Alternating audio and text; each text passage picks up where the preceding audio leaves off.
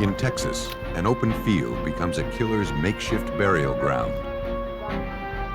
To find their suspect, investigators must first identify the victims from the tattered bones.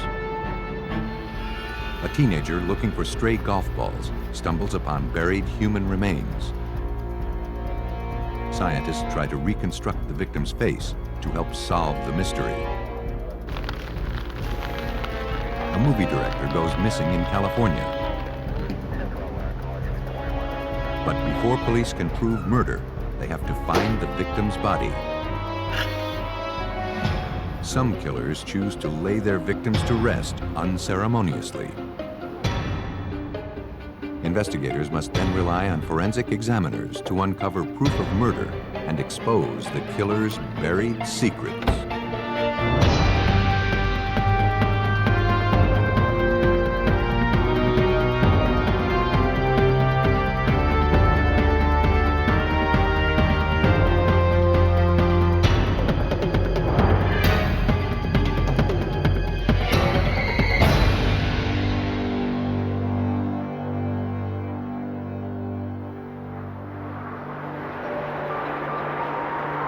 In July of 1994, the city of Austin, Texas was in the midst of a brutal summer heat. 20 miles outside of the city, in the small community of Round Rock, an off-duty officer spotted an abandoned vehicle parked off the main road. The officer ran the tag number and learned the car was registered to a woman named Sandra Dumont. But there was no sign of the owner. After noticing that one of the tires was flat, the officer decided to continue on, convinced the woman would eventually return for the disabled vehicle. A few weeks later, the same officer came across Sandra Dumont's name again.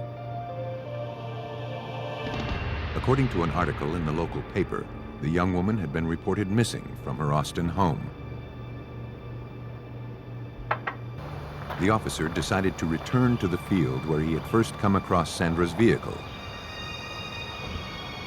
The car had subsequently been towed. But the officer noticed a foul odor. He began searching the area.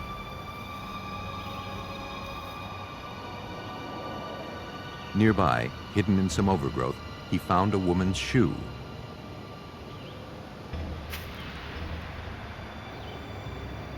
Then, a few feet away, the officer noticed an uneven sheet of plywood oddly placed in the middle of the pasture. When he lifted it up, he discovered the partial skeletal remains of a human body. The officer immediately called for assistance. Officers from the Round Rock Police Department responded to the scene.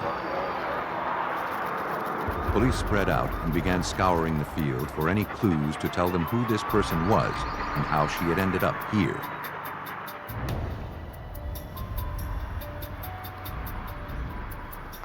A 100 yards away from where the skeletal remains were discovered, investigators found another human skull.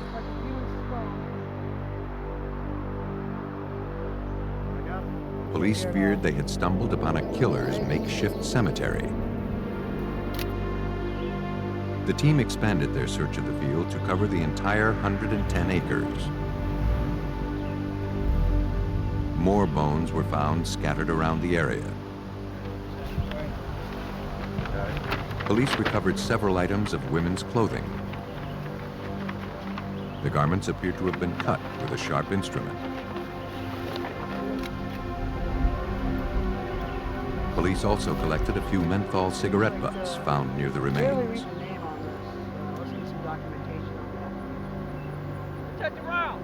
As the search for evidence continued, a young woman arrived at the scene, wanting to speak with detectives.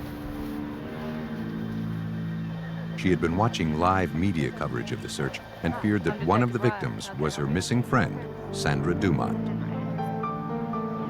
She said the last time she spoke with her, Sandra was going out on a date with a man named Roger. The friend had never actually met Sandra's new boyfriend and wasn't sure of his last name. When Sandra went missing, the friend retrieved her address book. When she found it, it was open to the name of Roger Fain. When you think he was dating. It looks like there's a name in it. But until investigators could positively identify the victims, the information was of little value. Using the dental records of known missing persons in the area, the medical examiner was able to establish both victims' identities. Sandra Dumont was one of them. The second victim was identified as Darlene Anderson, a 38-year-old Round Rock native who had been reported missing by her husband a month earlier. Both women appeared to be the victims of homicide. To determine how they died, forensic anthropologist Dr. Susanna Dana studied the bones. You're looking for signs of trauma on the bones. You're looking for evidence of any kind of blunt force injury to the bones that would have produced fractures. You're looking for cuts in the bones that could be due to knives or a sharp instrument. You're looking for holes in the bones, especially the skull, which could be due to a gunshot wound. Sandra Dumont's skull had such a wound. She had been shot at point-blank range by a .22 caliber weapon. Dr. Dana also found a fracture to Sandra Dumont's jawbone. And blood stains on the mandible suggested that the victim had bled as a result of the injury. That meant the injury occurred prior to death. It was consistent with a blow to the mandible, directly to the mandible by some blunt object, possibly a fist or a large stick or a large piece of wood, or like a bat can produce that kind of injury. Looking for any trace of the killer that may have been left behind, forensic examiner Steve Robertson carefully scoured the clothing found near Sandra Dumont's remains. He found several tears and cuts. But the lack of blood found around the holes suggested that the garments had been cut from her body prior to her death. It appeared that Sandra Dumont had been tortured before being murdered. Detectives from the Round Rock Police Department feared they were dealing with a serial killer. Lieutenant Dan LeMay began looking into Sandra's background for clues to the killer's identity. Sandra Dumont was 39 years old and living in the Austin area. She had a degree and was a very well-educated woman. She actually was employed as a blackjack dealer and was looking for better employment, attempting to better herself. From all accounts, she was a very nice person. Everybody liked her quite a bit. Detectives traveled to the Austin club where Sandra was working the night before she disappeared. Co-workers said that Sandra had received a call during her shift that night. While on the phone, she seemed agitated and upset. The co-workers overheard her making plans to meet with someone. They believed it was her boyfriend, but they were not certain. When Sandra finished the conversation, she asked the manager if she could take off early. The manager agreed. He never heard from Sandra again. Police turned their attention to the name found in Sandra's address book. Investigators learned that Roger Eugene Fain had been a suspect in the disappearance of Darlene Anderson, the other victim unearthed at the pasture. Though police had been unable to tie him to her disappearance, something else now caught their attention. Roger Fain lived in a neighborhood just a short distance away from where the two bodies had been discovered.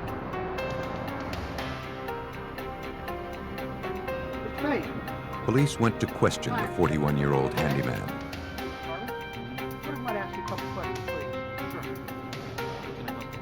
He claimed he didn't know anyone named Sandra Dumont, and he couldn't explain why his name was in her address book.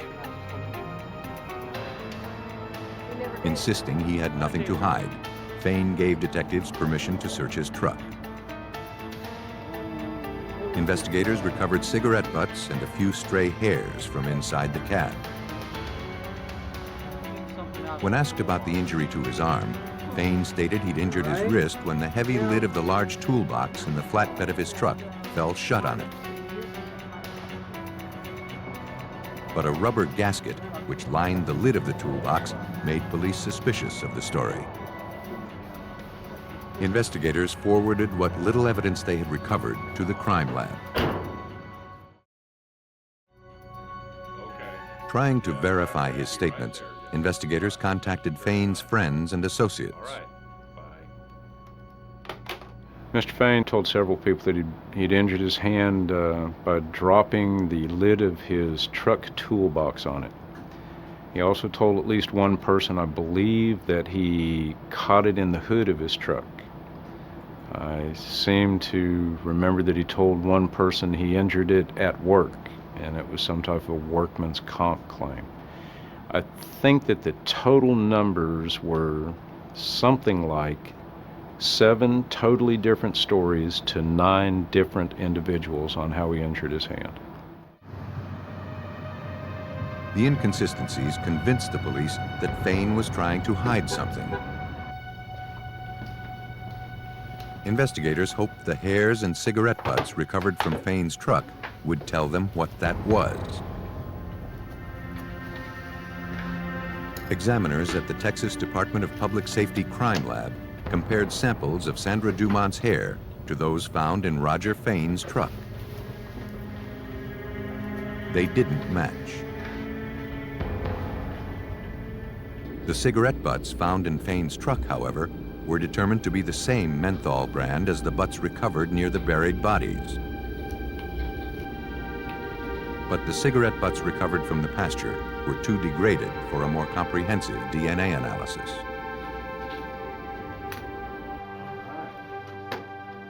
Investigators turned their attention to the injury on Fain's wrist, believing that was somehow the key to exposing his guilt. At a local hospital, they tracked down the suspect's x-rays. But it's colored like a track. Police learned he was treated for the break the day after Sandra Dumont disappeared. The x-rays were sent to forensic anthropologist Dr. Susanna Dana. After reviewing the evidence, Dr. Dana concluded that the fracture was consistent with what is called a boxer's break, an injury that results from pressure on the bone resulting from punching a hard object. Recalling that Sandra Dumont's jaw had been fractured, Dr. Dana looked to see if Fain's injury could have resulted from punching the victim. In my opinion, it's very consistent with that injury to her mandible occurring from a closed fist, and he had a broken bone in his fist, occurring around the same time that this individual had disappeared. Though circumstantial, the information was enough to allow investigators to obtain a warrant to search Fain's home. There, they recovered a leather pouch containing .22 caliber rounds, the same size as the bullet hole found in both victims' skulls.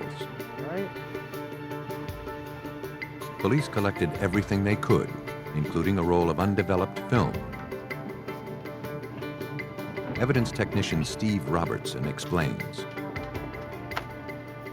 I collected it because we were hoping to find a photograph of the victim in this house, since he had denied knowing her. The search team sent the undeveloped roll to the crime lab for processing. To their disappointment, the roll contained no photographs of Sandra. But then, examiners noticed something odd. 2 of the pictures were of the pasture where the victims' bodies had been recovered. Investigators noticed a dark mass in the middle of the photographs. On closer look, they realized it was the exact spot where Sandra Dumont's remains were lying. Like many other killers, Roger Fain had been compelled to keep a memento of his crime.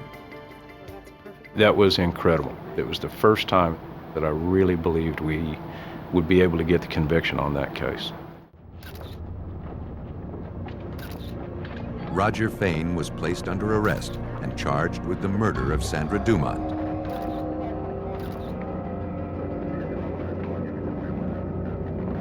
Despite the overwhelming amount of evidence against him, he continued to maintain his innocence.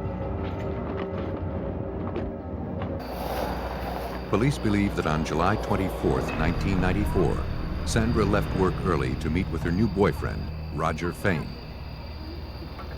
But the killer had other plans. Fain lured Sandra to the pasture, where he beat and then shot her to death. He buried her remains and then calmly walked home, leaving Sandra's car in plain sight. On April 2, 1995, a Texas jury found Roger Eugene Fain guilty of the first-degree murder of Sandra Dumont. He was sentenced to life in prison.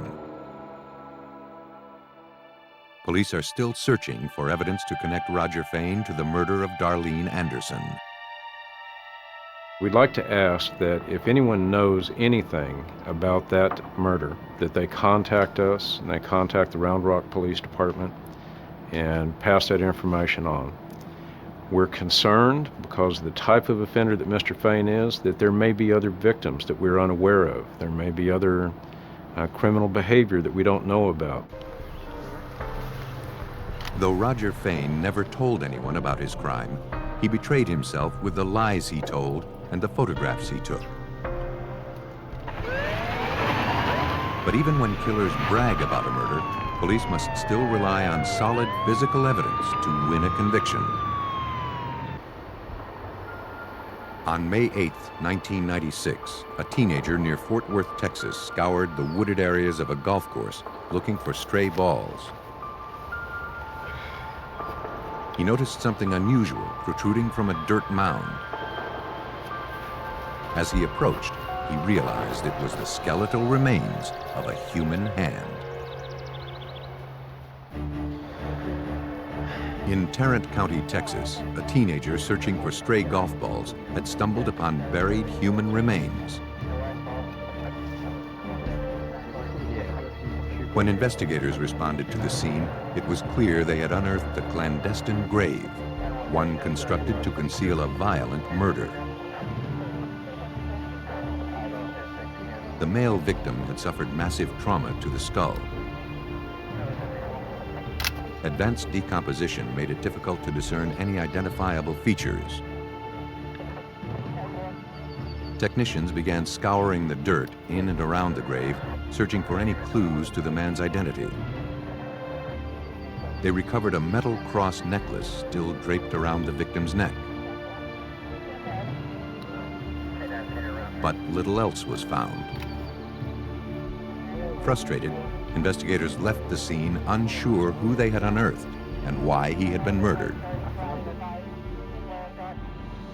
With only bones to work with, medical examiners began searching for answers.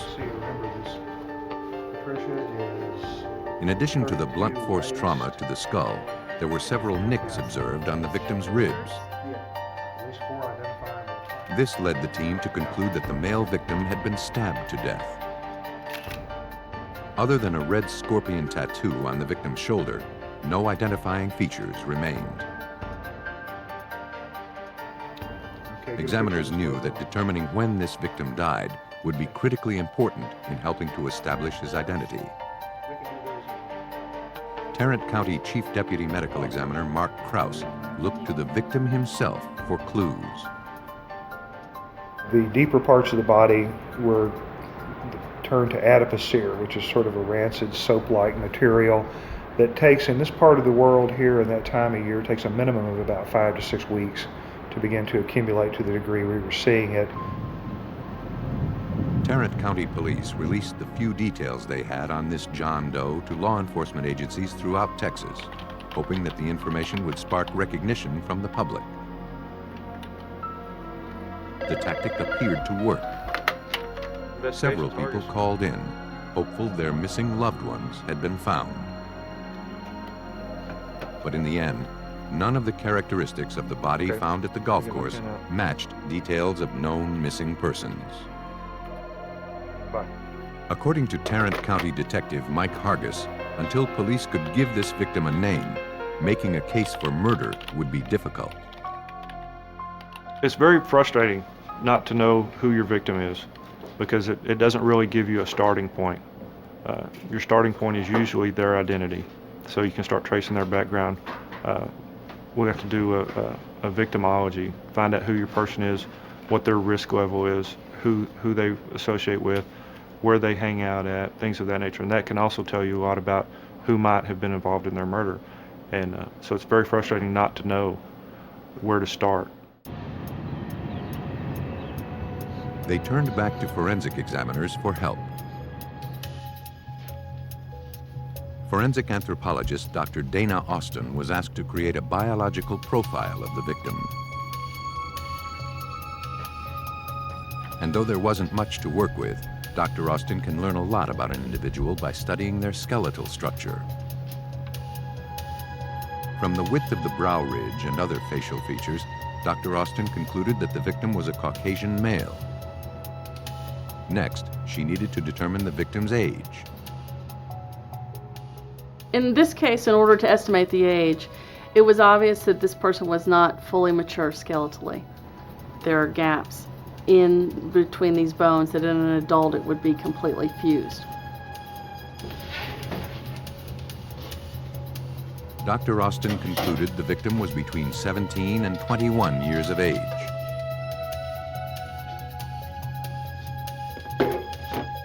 To bring this victim to life, Dr. Austin next attached tissue depth markers to 21 different points on the skull.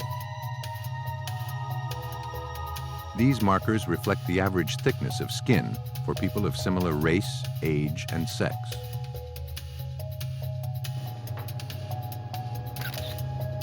After the skull was photographed from various positions, a forensic artist was brought in to create the contours of the victim's face. From that, a composite sketch was developed and then forwarded to Tarrant County investigators. Oh, yes, yes. Police released the sketch through the media. But again, nobody was able to identify John Doe number 87. Years passed without a break in the case. Chances that the mystery victim would ever find justice dwindled, and detectives began to believe that his killer may never be found. For 3 years, police in Tarrant County, Texas, struggled to solve the murder of a young man whose skeletal remains were found buried in a shallow grave. Though forensic examiners had given John Doe a face, his identity and the circumstances surrounding his death remained a mystery. Then, on December 3rd, 1999, police finally got a break. A woman in nearby Fort Worth came in to speak with police.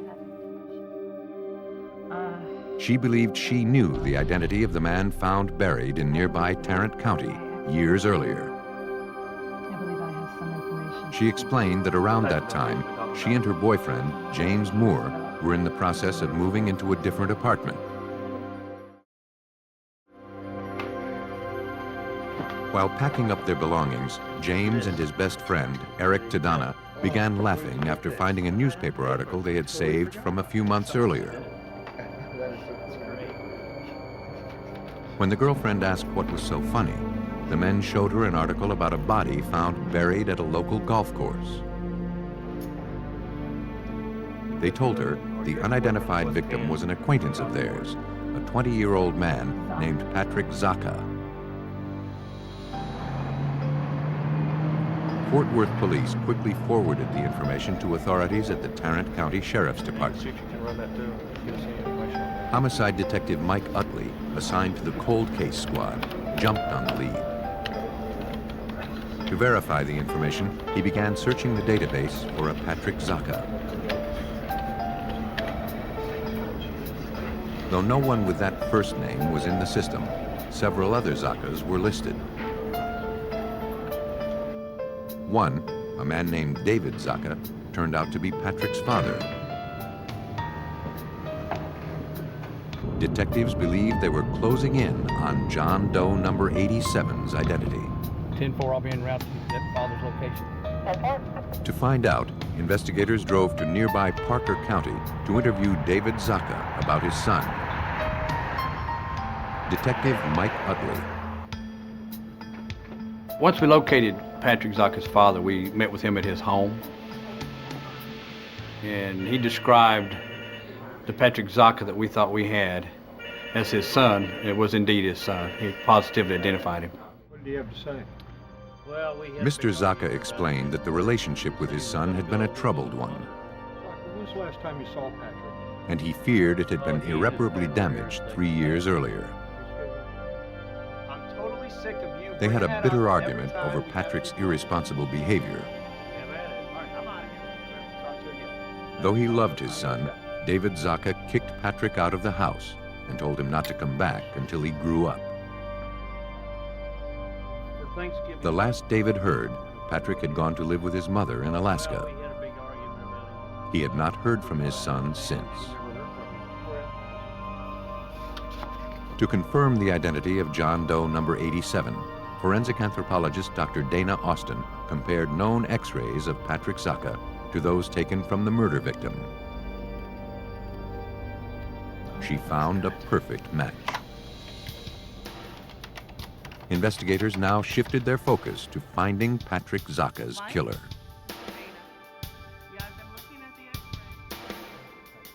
They began by questioning the witness who believed her boyfriend, James Moore, and his friend, Eric Tadana, had been involved in the murder. Though she was now reluctant to cooperate, investigators persisted. Finally, she explained that Moore, Tadana, and Zaka were members of a loosely organized gang known as the BLP. The gang dealt drugs, committed burglaries, and partied together. But according to the witness, Patrick soon fell out of favor with his peers. And other crew members felt that Patrick Zaka was a little too preppy, too good looking. He dressed too nice. He just didn't really, they determined, didn't fit into their plans for their crew. According to the witness, in the spring of 1996, James Moore and Eric Tadana decided to do away with him. One evening, the three went to the golf course to collect hallucinogenic mushrooms that grew nearby. They took a shovel as well as a baseball bat for protection. The girlfriend told detectives that Moore and Tadana returned a few hours later without Zaka. Though the information was incriminating, investigators realized that for the witnesses' statements to be useful, they needed to find a way to corroborate the story.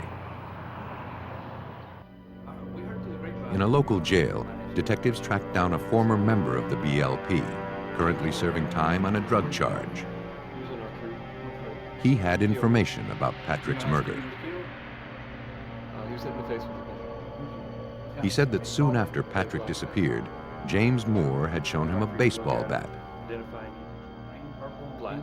On it were teeth impressions that Moore claimed were from the victim. Detective Mike Hargis. James Moore would point out marks on the bat and say these are the marks that were caused by Skippy's teeth. And they all had referred to Patrick Zaka as Skippy. So he would show it to them and laugh about it and just generally brag about what he had done and how he'd done it. The information provided investigators with enough probable cause to take James Moore and Eric Tadana into custody for suspicion of murder. Police also obtained warrants to search their homes. After placing James Moore in custody, police began searching his residence for proof of murder. Hey, detective. They collected several baseball bats. Detectives were certain that one in particular was the murder weapon. The reason I knew it was the same one because of the teeth marks about halfway down. That was important again because anytime we conduct an investigation, we're always looking for corroboration. We always look for the proof that what people say is actually so. And when we found the bat, that showed us that we were in the right place. The evidence was forwarded to the crime lab for a closer look. A few miles away, police spotted Eric Tadana driving his vehicle. He was also taken into custody and transported to the Tarrant County Jail for questioning. While the suspects awaited interrogation, criminalists inspected the baseball bats. Forensic anthropologists positively identified the gouges on one of the bats as human teeth marks. Though they could not say with certainty that the marks had come from Patrick Zaka's teeth, the finding corroborated the inmate's testimony. Investigators had no doubt that they had Patrick Zaka's killers in their custody. When presented with the charges of murder and the evidence amassed against him, James Moore refused to make any statements. Instead, he requested the presence of his lawyer. But Eric Tadana was a different story. Fearing that his friend James Moore would accuse him of being the killer in order to avoid the death penalty, Tadana agreed to talk. He confessed to being a participant in the murder of Patrick Zaka, and he was willing to testify that it was all James Moore's idea. According to Tadana, he and Moore took Zaka to the golf course not to look for hallucinogenic mushrooms, but to kill him. When they were in a secluded area, Moore struck with a baseball bat, hitting Zaka several times in the head. Tadana joined in, stabbing Zaka repeatedly, finishing the kill. The killers then dug a shallow grave with the very shovel Zaka had carried. They buried their secret and left to go to a party. James Moore and Eric Tadana pled guilty to the murder of Patrick Zaka. James Moore was sentenced to 20 years in prison. Eric Tadana received 45 years.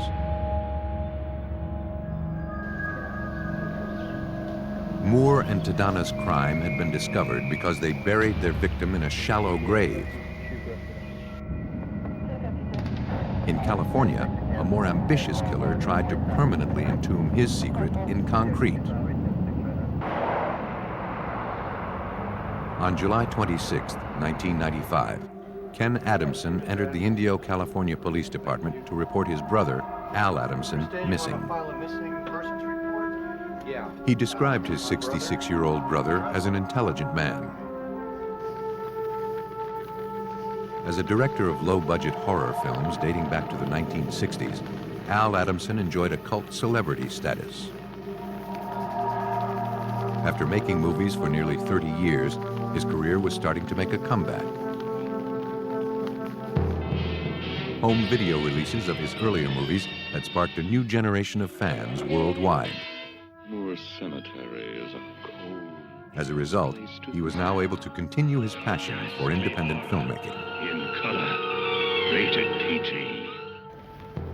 Detectives learned that Ken last spoke to his brother by telephone 6 weeks earlier.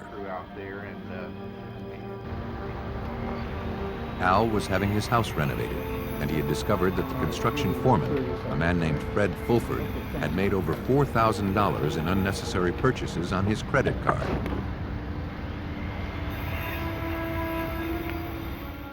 Ken told police that his brother was not happy. Indio detective Jack Anderson. Mr. Adamson had planned to confront the person, Mr. Fred Fulford, the following day.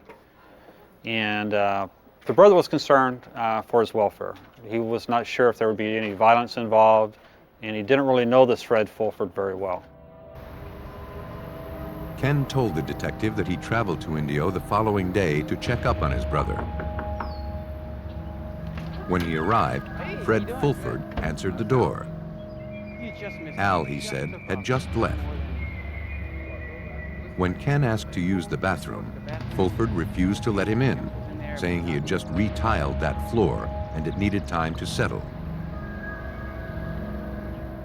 Ken returned home and hadn't heard from his brother since.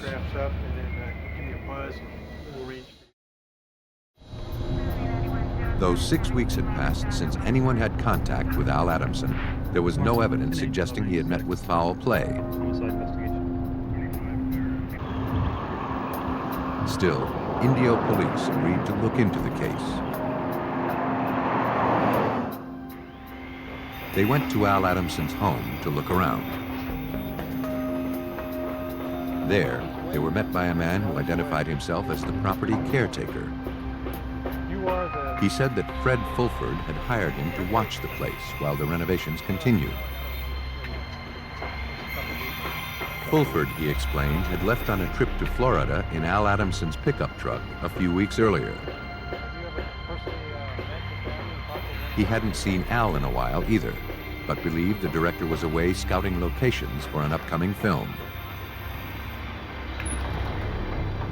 Detectives asked to look around the residence. The bedroom closet was mostly empty, and the lack of suitcases led the officers to speculate that Al Adamson had simply gone on a trip. Investigators examined the master bathroom that Fulford had prevented the director's brother from using 6 weeks earlier. The floor of the large room was covered with new tiles. We were able to get permission to walk through the house and did not notice anything out of the ordinary. There was no unusual activity or signs of any struggle or anything like that. Detectives began interviewing Adamson's neighbors. One nearby resident, a woman who cleaned Al Adamson's house, had information. She said that the day after Al Adamson was last seen, she saw Fred Fulford and some of the workers removing a jacuzzi from the master bathroom. She watched as they loaded it into a truck and carted it away. The following day, she noticed a cement truck parked in front of the residence. This was odd, she said, because the jacuzzi was one of Al Adamson's most prized possessions.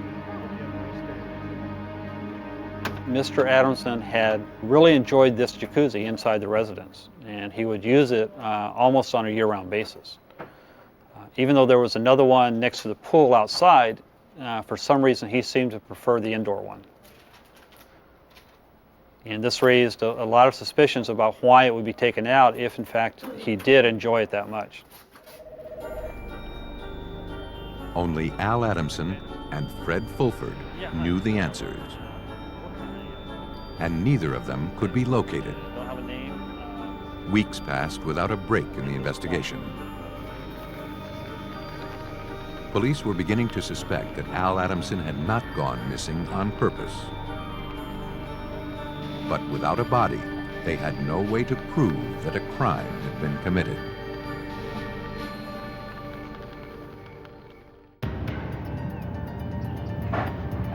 Police in Indio, California continued their search for cult movie director Al Adamson, reported missing 6 weeks earlier by his brother. Though investigators suspected that Fred Fulford, the man hired to renovate Adamson's house, was involved in the disappearance, they lacked proof that a crime had taken place. And Fred Fulford was nowhere to be found. While reviewing statements made by Adamson's cleaning woman, one peculiarity caught investigators' attention. Al Adamson had 2 jacuzzis in his residence. and the one that he used regularly, located in the master bathroom, had been removed by Fred Fulford the day after Adamson disappeared. A jacuzzi that had been inside the residence had been removed, and subsequently the floor was filled in and tiled over. This raised our suspicion that he possibly was buried inside the residence. Investigators obtained a search warrant for Al Adamson's home. All right, we'll meet you out there in about 30 minutes. Armed with picks and shovels, the team returned to the residence, looking to uncover proof of murder.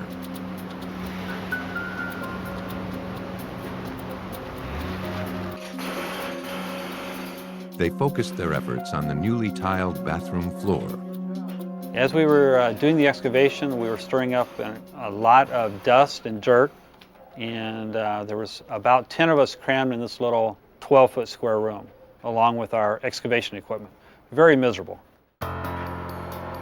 Normal foundations range from 4 to 6 inches in depth. Detectives found several feet of cement where the jacuzzi used to be. A layer of building material sat under that. By 8:30 the next morning, the team had been digging for 18 hours. 42 inches below the floor, they broke through a layer of dirt onto something soft.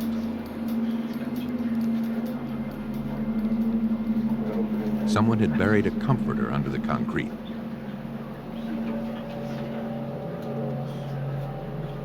Wrapped inside, police found badly decomposed human remains. As we removed the body from the excavation hole, we were able to determine that it was a male, probably in his mid-50s to 60, but we were not able to positively say that it was Mr. Adamson. The remains were transported to the Riverside County Coroner's Office.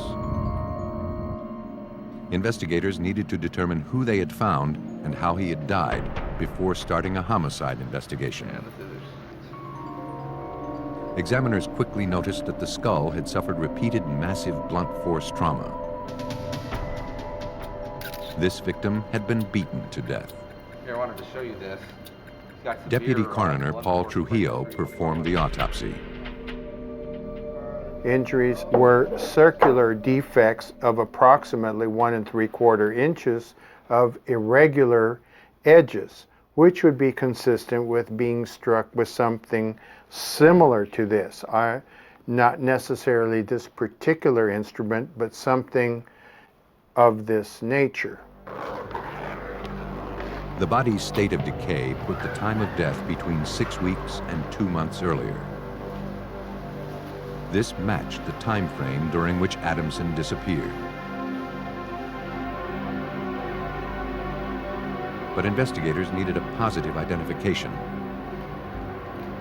They had no DNA samples from Adamson to match to the body, and fingerprinting was impossible because of the advanced deterioration. This left only the use of dental records. Forensic odontologist Dr. Gordon Freeman was brought in to help. But there were no known dental x-rays of Al Adamson's teeth that could be used for comparisons. All investigators had found were written records made by Adamson's dentist a few years earlier. But fortunately, he had meticulously documented the condition of Adamson's teeth. Though it wasn't a lot to work with, Dr. Freeman began his comparisons.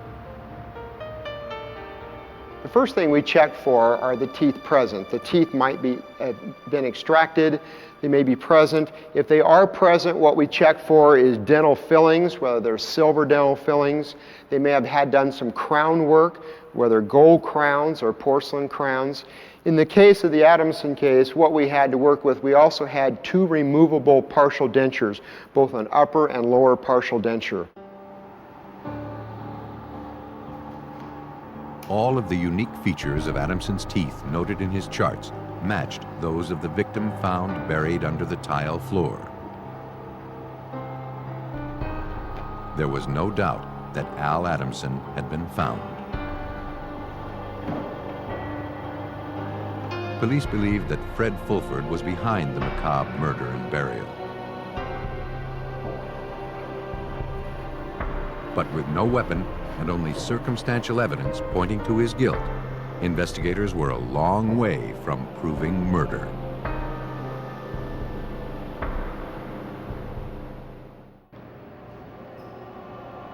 Human remains found buried beneath several feet of concrete in an Indio, California home were positively identified as missing film director Al Adamson.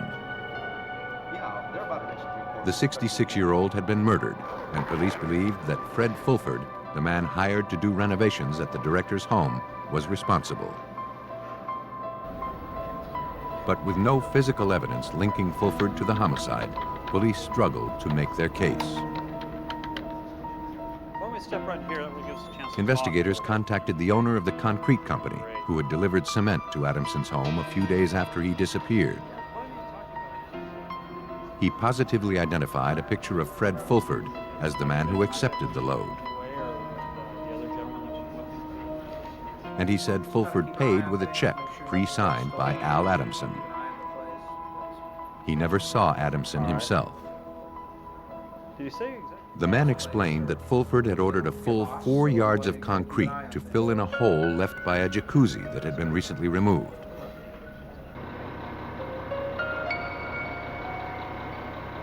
The workers offered to help him wheel in the load, but Fulford declined. The man thought it was odd that Fulford insisted on wheeling all of the heavy concrete into the house by himself. But for police, it made perfect sense. Fulford was trying to keep everyone away from a crime scene. Though circumstantial, police believed that all of the evidence pointed to Fred Fulford as the killer. To find him, they tracked recent activity on the murder victim's credit card. It's going to be a long process. The charges were being made 3,000 miles away at a Florida motel. A lot of that may have been due to the extreme heat. A warrant was issued for the construction foreman's arrest. But so far we've been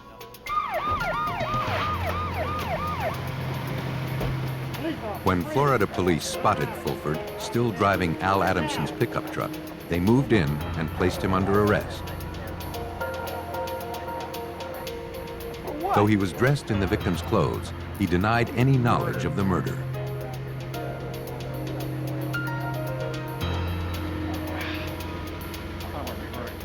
He was extradited to California, where he stood trial for the murder of Al Adamson.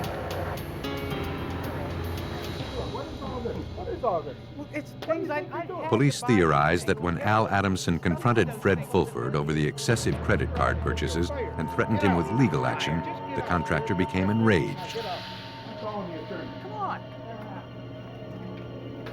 Using a blunt instrument, likely one of the many hammers lying around the residence, he beat Adamson to death.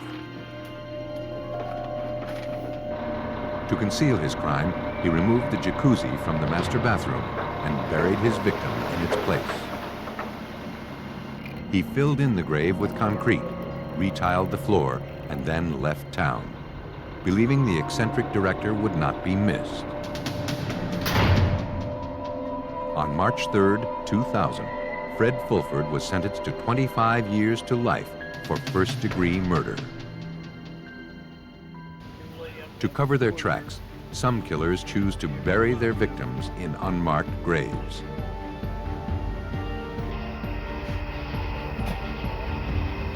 But the dirt cannot always hide their crimes. With the help of forensic scientists, investigators can unearth the smallest of clues and uncover a killer's buried secrets.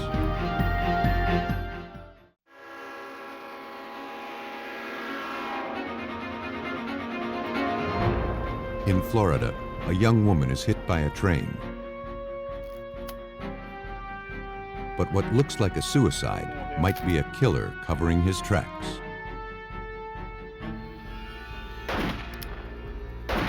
A woman disappears from her Arizona home. With no body, police must rely on a few drops of blood to determine her fate. In California, police are called to the scene of a grisly double homicide. Only forensic examiners can prove whether it was the result of self-defense or cold-blooded murder. Some killers go to great lengths to manipulate a crime scene. But the truth is hard to disguise, and forensic examiners can see through the deception, especially when it's written in tainted blood.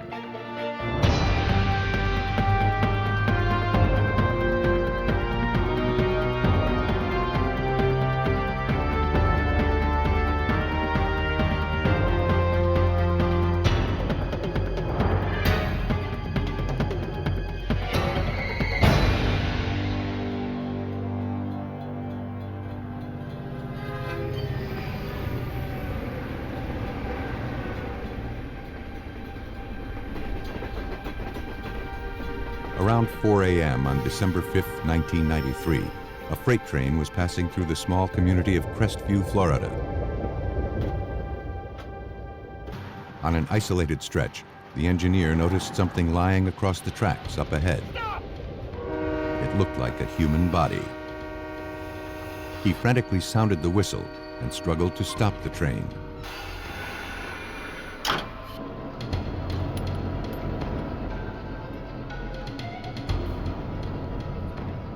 Underneath the 120-ton train, he discovered the lifeless body of a woman. The engineer quickly radioed in for help. Within minutes, police and emergency personnel from the Crestview Police Department were dispatched to the scene. The young female victim had suffered massive head and chest wounds. She was partially covered by a black trench coat that was stained with blood. Police began searching for any form of identification to tell them who this woman was. They found nothing.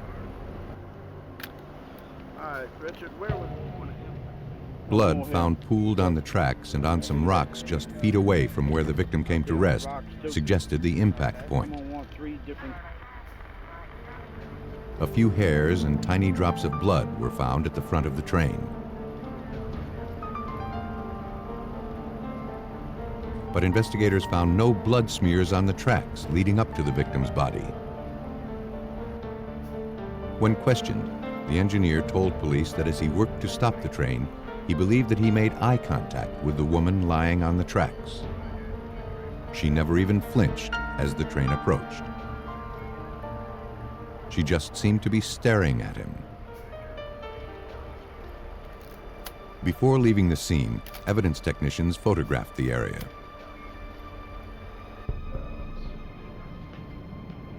At autopsy, the medical examiner determined the cause of death to be severe trauma to the unidentified victim's head and chest. She had suffered multiple skull fractures and a broken rib. To the medical examiner, all of the injuries were consistent with having been caused by the train. With no obvious signs of foul play noted during autopsy, investigators began looking for other explanations behind the tragedy. For Chief Maxie Barrow, there seemed to be only one. We were thinking that it could possibly be a suicide. It could be somebody who was depressed and laid down on the railroad track and let a train run over him. To confirm their suspicions, investigators first had to identify the young woman. Several local residents believed she was 24-year-old Sherry Morrow, who lived with her husband less than a mile from the train tracks. Police went to the address. There, they were met by John Morrow, Sherry's husband, and the couple's roommate. Investigators showed the husband a photograph of the victim. John Morrow couldn't believe what he was seeing. The woman lying dead on the railroad tracks was his wife, Sherry. Morrow said that he and Sherry fought the night before. She believed he was flirting with another woman who was at a party at the couple's house. She became enraged. John followed her outside, determined to convince her that she was mistaken. They walked up the street to a payphone. She was cold, so John gave her his trench coat. Despite his efforts, Sherry remained angry and seemed depressed. John returned home, believing the best thing he could do would be to leave her alone. He thought that Sherry called a friend to come pick her up.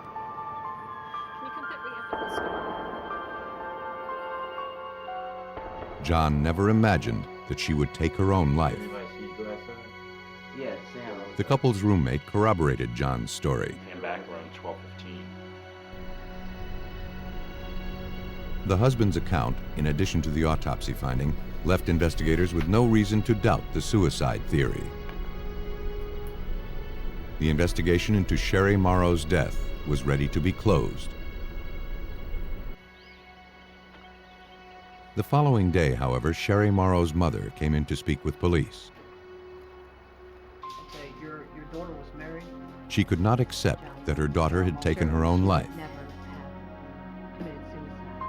John, she said, had had numerous affairs that Sherry found out about.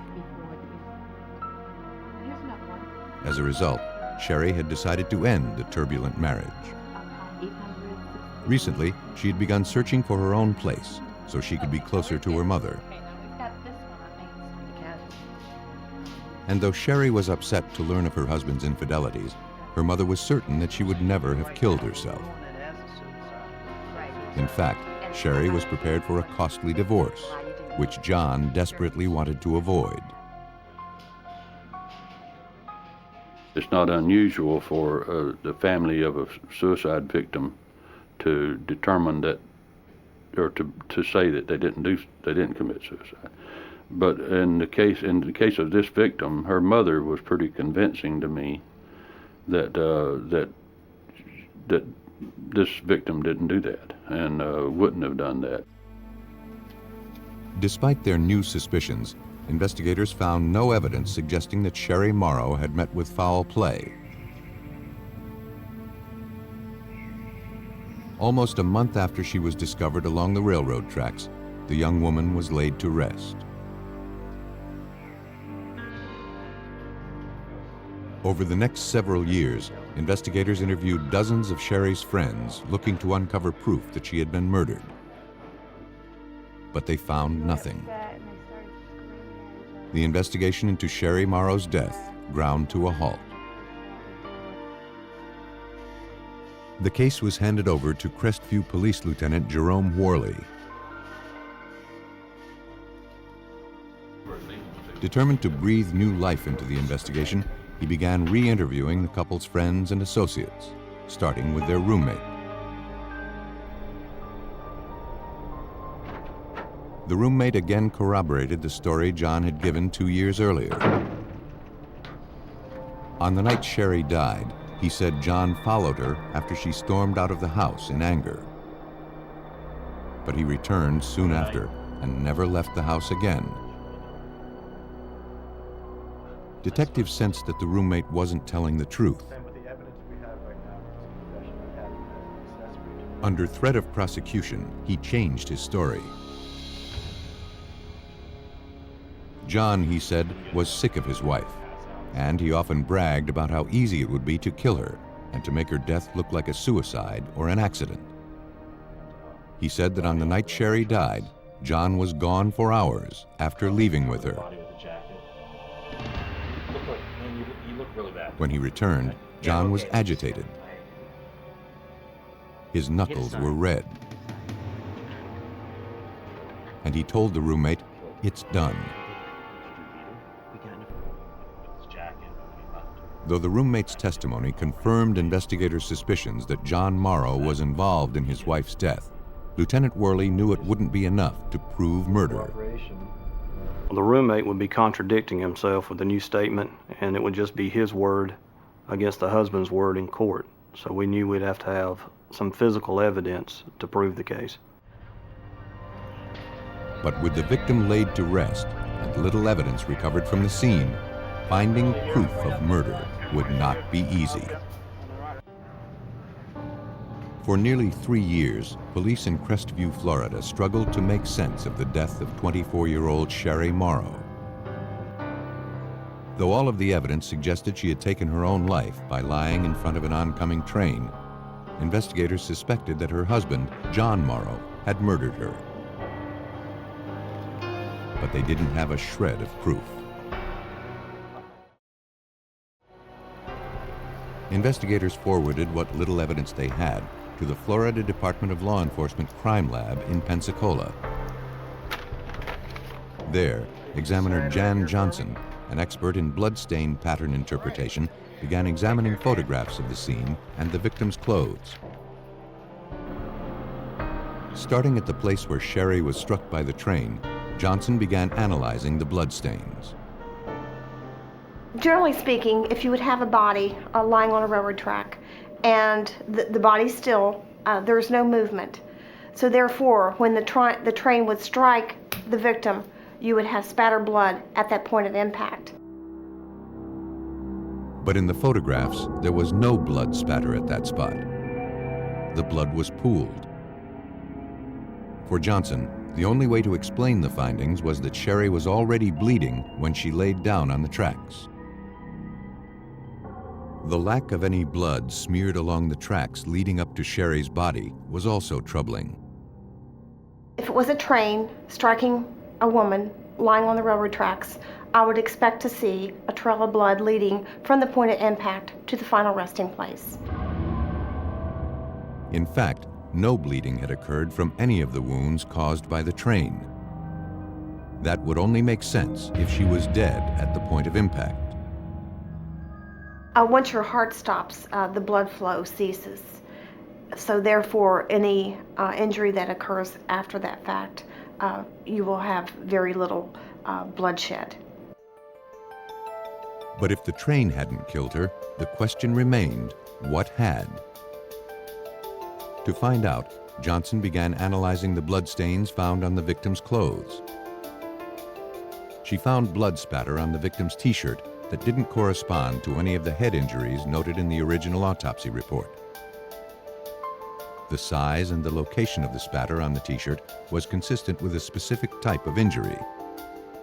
If I had not known this was a train case and just received the clothing solely alone in the laboratory, I would have clearly thought someone had been beaten just by looking at the clothing, because again we've got the spatter pattern on the t-shirt, and this would be consistent with someone being beaten, stabbed, something of that nature. Johnson passed on her findings to Crestview Police. The forensic analysis convinced detectives that Sherry Morrow had been murdered. To take this case before a jury, however, they needed to find the fatal injuries that had somehow gone unnoticed years earlier. 3 years after she was laid to rest, Sherry's remains were exhumed and forwarded to the medical examiner for a second autopsy. A new medical examiner began looking for evidence of homicide. On the back of the victim's skull, he found injuries consistent with blunt force trauma. And the wounds were not consistent with any of the injuries caused by the train. Any particular wound? Medical examiner Dr. Michael Birkland next reviewed the original autopsy photos looking for any other abnormalities. He noticed strange bruising on the victim's neck that had not been noted in the original autopsy reports. X-rays revealed the presence of a broken hyoid, a bone in the neck located at the base of the tongue. Dr. Birkland didn't believe that the train could have caused the injury. It would be extremely unlikely that the train could have struck her in such a way to fracture the hyoid and leave the jaw intact, because it is such a protected structure up high in the neck, back behind the jawbone. The most reasonable explanation for the broken hyoid was that Sherry Morrow had been strangled. The blunt force trauma injuries found on the skull and the broken hyoid bone gave investigators the evidence they needed to prove that Sherry Morrow had been the victim of a homicide. And though investigators suspected that her husband, John Morrow, had committed the murder, they needed to find a way to link him to the crime scene. Walking in between the tracks was this couple. Though several years had gone by, police tracked down all of the railroad engineers who had passed through the area on the night Sherry was murdered. One immediately recognized photographs of John and Sherry Morrow. The couple, he said, were walking dangerously close to the tracks. They appeared to be having a bitter argument and seemed oblivious to his warnings. The engineer specifically remembered that the man, identified as John Morrow, had been wearing a black trench coat. On April 29, 1997, John Morrow was placed under arrest and charged with first-degree murder. Though he maintained his innocence, police believe that when Sherry decided to end the marriage, the stress of a divorce was too much for him to bear. If you decide to answer questions now. As the couple argued while walking along the railroad tracks, John grabbed a blunt instrument and struck Sherry in the back of the head. But when she failed to lose consciousness, he finished the job by beating and then strangling her, breaking her hyoid bone in the process. Then he laid her bleeding body on the tracks and covered her with the blood-spattered trench coat. Sherry likely died within a few minutes. A jury convicted John Morrow of murder and sentenced him to life in prison without parole. John Morrow tried to deceive investigators by disguising his victim's cause of death.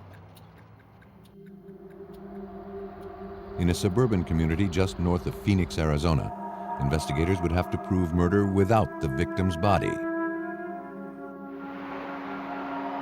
On the evening of June 4th, 1989, Maricopa County Sheriff's deputies were called to the home of Earl and Ruby Morris.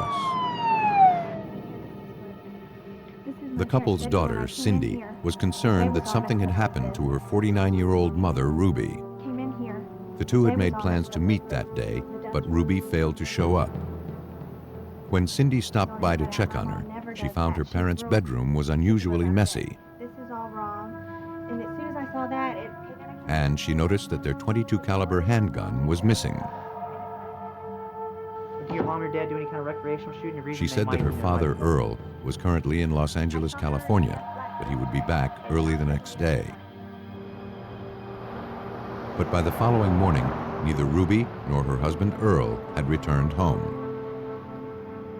Maricopa County Sheriff's Lieutenant Lee Luganbuehl was asked to look into the case.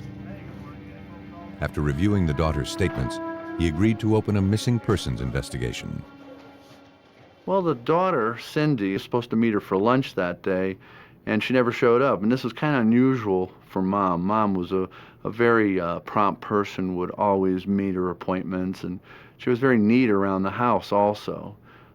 So there were some things that were out of place at the house that was just not like Ruby. Later that afternoon, the detective returned to the Morris residence to interview family members. When asked about her mother and father's relationship, Cindy told police that her parents' 30-year marriage had turned ugly in recent months. What is this, Earl? Earl had been caught having an affair. Business trip to Los Angeles. Upset and angry, Ruby began threatening to end the marriage and vowed to financially ruin her husband. Earl, a successful 49-year-old accountant, promised her that would never happen. But Cindy couldn't imagine that her father was capable of physical violence. As the questioning continued, Earl Morris returned from his trip.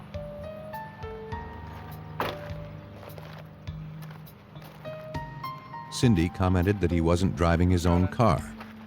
Morris? Yes, sir.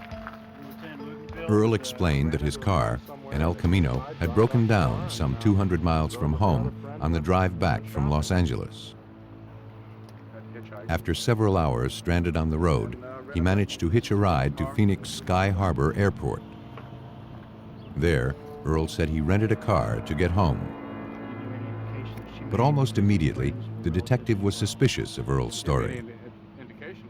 I looked at his clothes and his general demeanor too. He was neat. He didn't appear to be out, trying to flag down a car. He was all put together. The detective also noticed new airport tags on Earl's luggage, suggesting he had flown, not driven, from California. And the luggage tags originated from San Diego, not Los Angeles. With his suspicions raised, the investigator questioned Earl about Ruby's disappearance. Though he couldn't explain why the couple's .22 caliber gun was missing, he seemed unconcerned about his wife's whereabouts. Ruby, he said, would often take off for days on end without a word. Earl told me he didn't think it was unusual for Ruby to be gone for a couple days, that she had the wherewithal, credit cards, be able to go out, visit other people, and to leave. So he, again, was saying like it was no big deal that she was gone. 10-4. Investigators felt differently. Looking to corroborate Earl's story, they began searching the interstates for his broken-down El Camino. But hours of driving turned up no signs of the vehicle, and there were no records of it having been towed. An APB was issued for the car. A short while later, Earl Morris's El Camino was located. It was found nearly 400 miles away, parked near the San Diego airport. San Diego authorities impounded the vehicle and arranged for it to be transported back to Arizona. All right, thanks. Bye. For investigators, it was now clear that Earl Morris's story was a lie. To find out what he was hiding, they obtained a search warrant.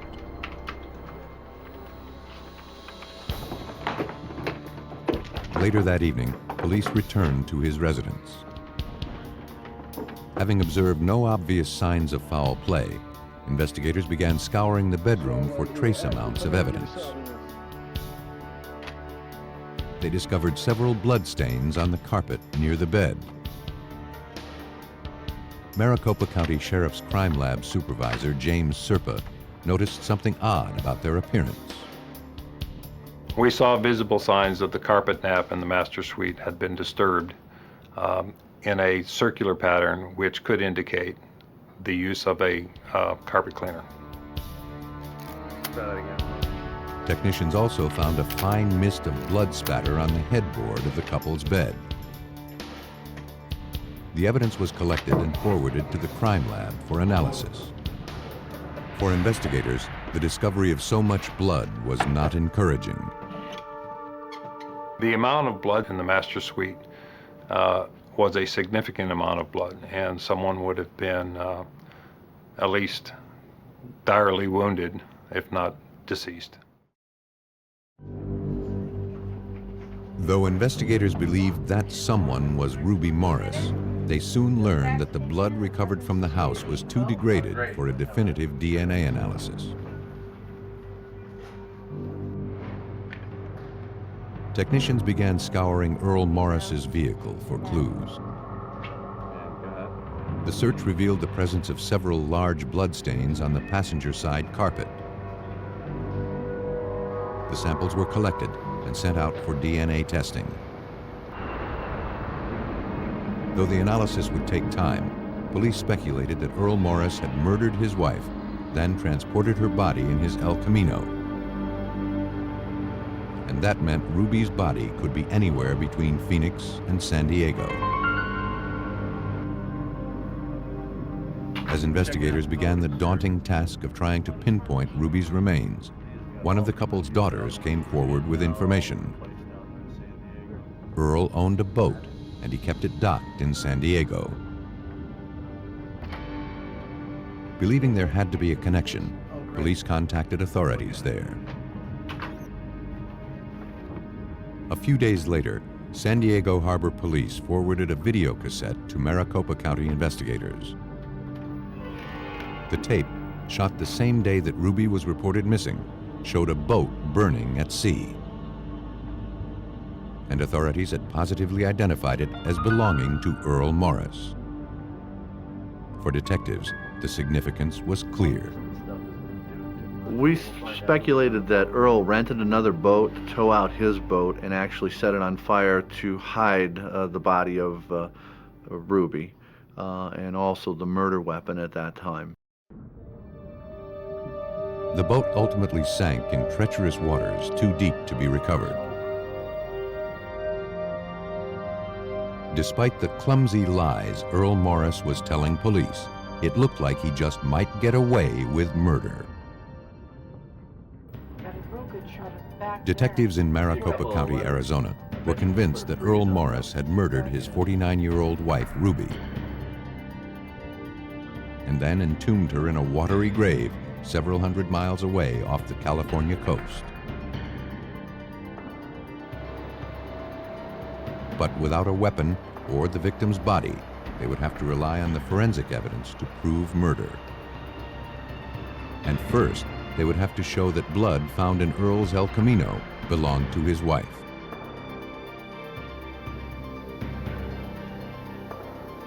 With no known samples from Ruby to compare to the evidence, examiners turned to a process called reverse paternity typing, which isolates strands of DNA that pass unchanged from mother to child. Maricopa County Sheriff's Crime Lab Supervisor James Serpa then compared the genetic profile of the samples collected from the El Camino to those generated from Ruby's 2 daughters and from her siblings.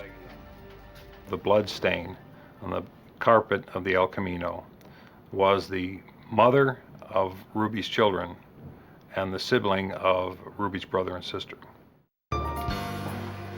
Though their case was largely circumstantial, investigators arrested Earl Morris and charged him with murder.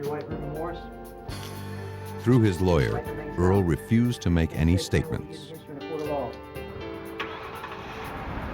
As the trial approached, investigators struggled to come up with more incriminating evidence against Earl Morris. But they found little else. Then, word came in that Earl Morris wanted to talk. He admitted he had been lying to authorities, but he said it wasn't to cover up his wife's murder. I walked into my bedroom. Ruby, he said, had killed herself. Earl said that in the early morning hours of June 4th, he entered the master bedroom and found Ruby dead, clutching the couple's .22 caliber pistol in her hand. Blood was everywhere. Wanting to spare the family the embarrassment of the suicide, he cleaned up the room and drove her body to San Diego, where he then disposed of the remains. He thought it would be easier for the family to accept that Ruby had decided to just up and leave. Though the account sounded ridiculous to police, they realized that Earl's suicide story had the potential to create reasonable doubt in the minds of jurors. Unless investigators could come up with hard evidence to prove otherwise, Earl Morris could be a free man. And without the ability to examine the victim's body, it would be difficult to disprove Earl's story. Lieutenant Commander Rod Englert, an expert in bloodstain pattern analysis, was brought in to assist in the investigation. Englert and Serpa began by re-examining the headboard collected from the couple's bedroom. When luminol was applied, Englert had no doubt that the blood spatter present, which appeared as fine mist, had resulted from a specific type of injury. Well, when there's crimes of violence, blood is categorized into 3 major categories. The low category, which is termed low velocity impact spatters, just drops of blood, smears of blood, transfer stains. The second category is from blunt trauma, which is termed medium velocity, And the third category, which we're dealing with in this particular case, is high velocity, which is a specific, easily identified pattern, which is atomization of blood. And that comes from gunshot.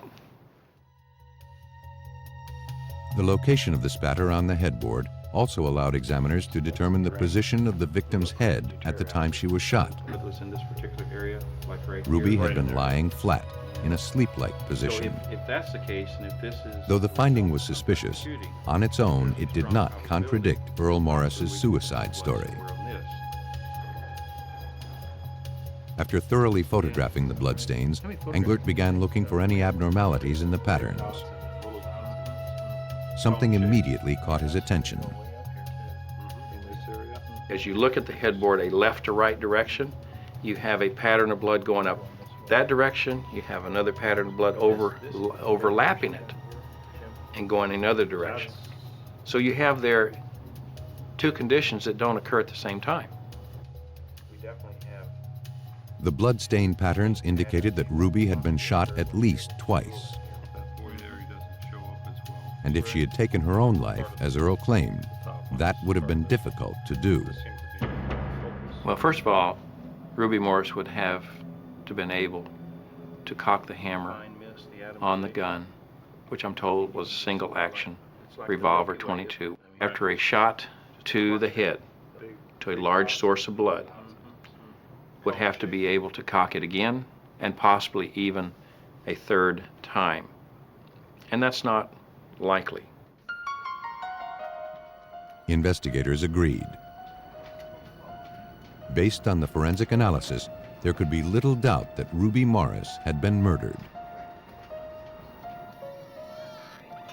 Police believe that to avoid the financial ruin from a divorce, Earl Morris chose to kill his wife. As Ruby lay sleeping in the couple's bed, he pulled out the .22 caliber pistol and shot her several times in the head.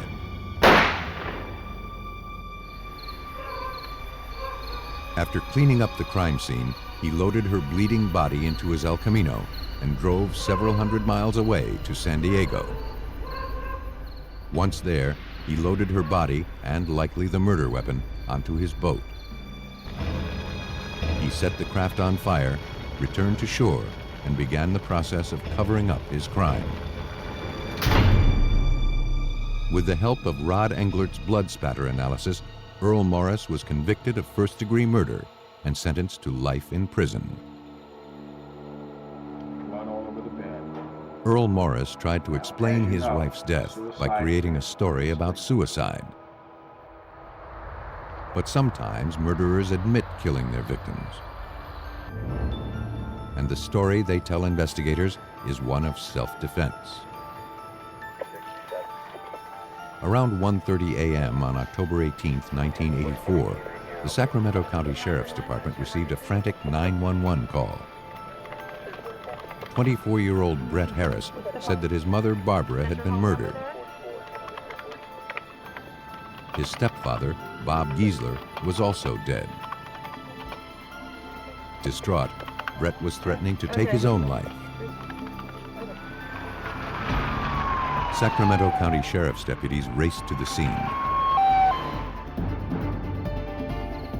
As they approached the house, they made a bizarre discovery.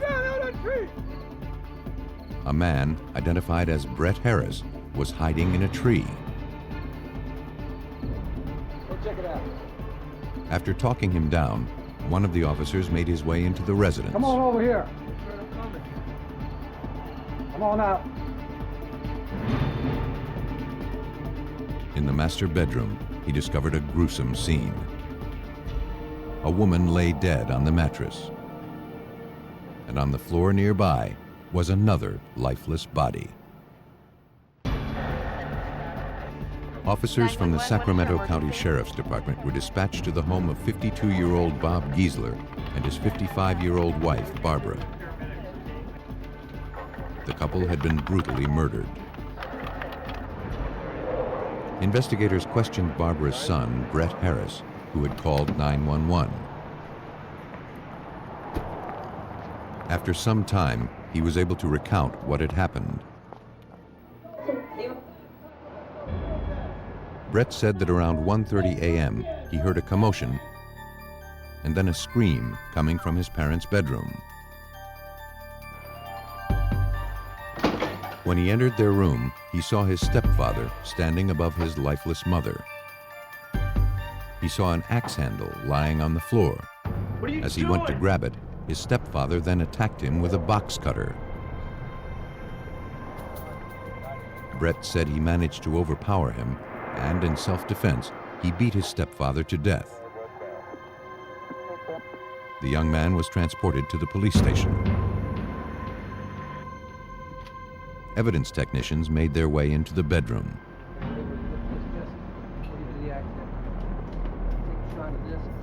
According to crime scene unit investigator Brian Kennedy, both victims had been savagely beaten. Their heads and faces were grotesquely disfigured, and there were bloodstains all over every surface. At one time, the air must have been filled with atomized mist or droplets of blood falling out of the air. It was quite a horrendous sight. Technicians began looking for evidence to help them reconstruct what had happened inside the room.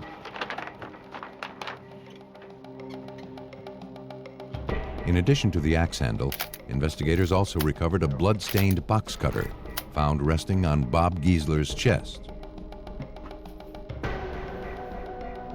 All of the bloodstain patterns were carefully photographed.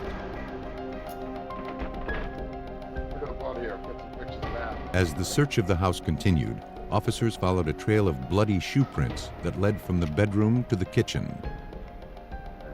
The trail stopped in front of an opened utility drawer. Unsure what to make of the findings, officers created a visual record of the evidence. At the police station, investigators struggled to obtain coherent answers from Brett Harris. He was unresponsive to their questions and began rambling on about the devil and other things that made little sense. Officers photographed several superficial wounds on his body. Police also collected his blood-stained clothes. With so many unanswered questions, police hoped autopsies of the victims could tell them more. The medical examiner concluded that Bob and Barbara Giesler had both died from massive blunt force trauma to the skull. The beatings had been so savage that both the victims' arms had been broken while defending themselves during the assaults. Special Assistant Attorney General David Drewliner followed the investigation. For him, the autopsy findings were troubling. The viciousness with which the two individuals were killed, Harris's mother and his stepfather, was extremely similar. And so had the stepfather been the killer of his own wife, and then Harris been the killer of the stepfather, you wouldn't have expected necessarily it to have been in such an identical manner. Authorities couldn't ignore the possibility that one person had committed both murders. If Brett Harris was responsible for the vicious double homicide, investigators needed to find out what could have motivated such rage. They turned to family members for information. Brett's stepsister told detectives that her stepmother and father had always maintained a good relationship with Brett. Though Brett would sometimes find himself facing legal problems, his mother and stepfather would always look out for him, bailing him out of jail on a number of occasions. Brett's stepfather even employed him at his tool-making company in hopes that the young man would find himself.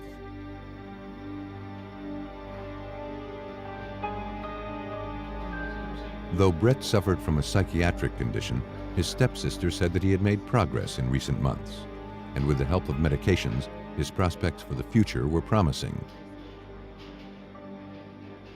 She added that Bob and Barbara's relationship was strong, and she could not imagine that her father would ever hurt her stepmother.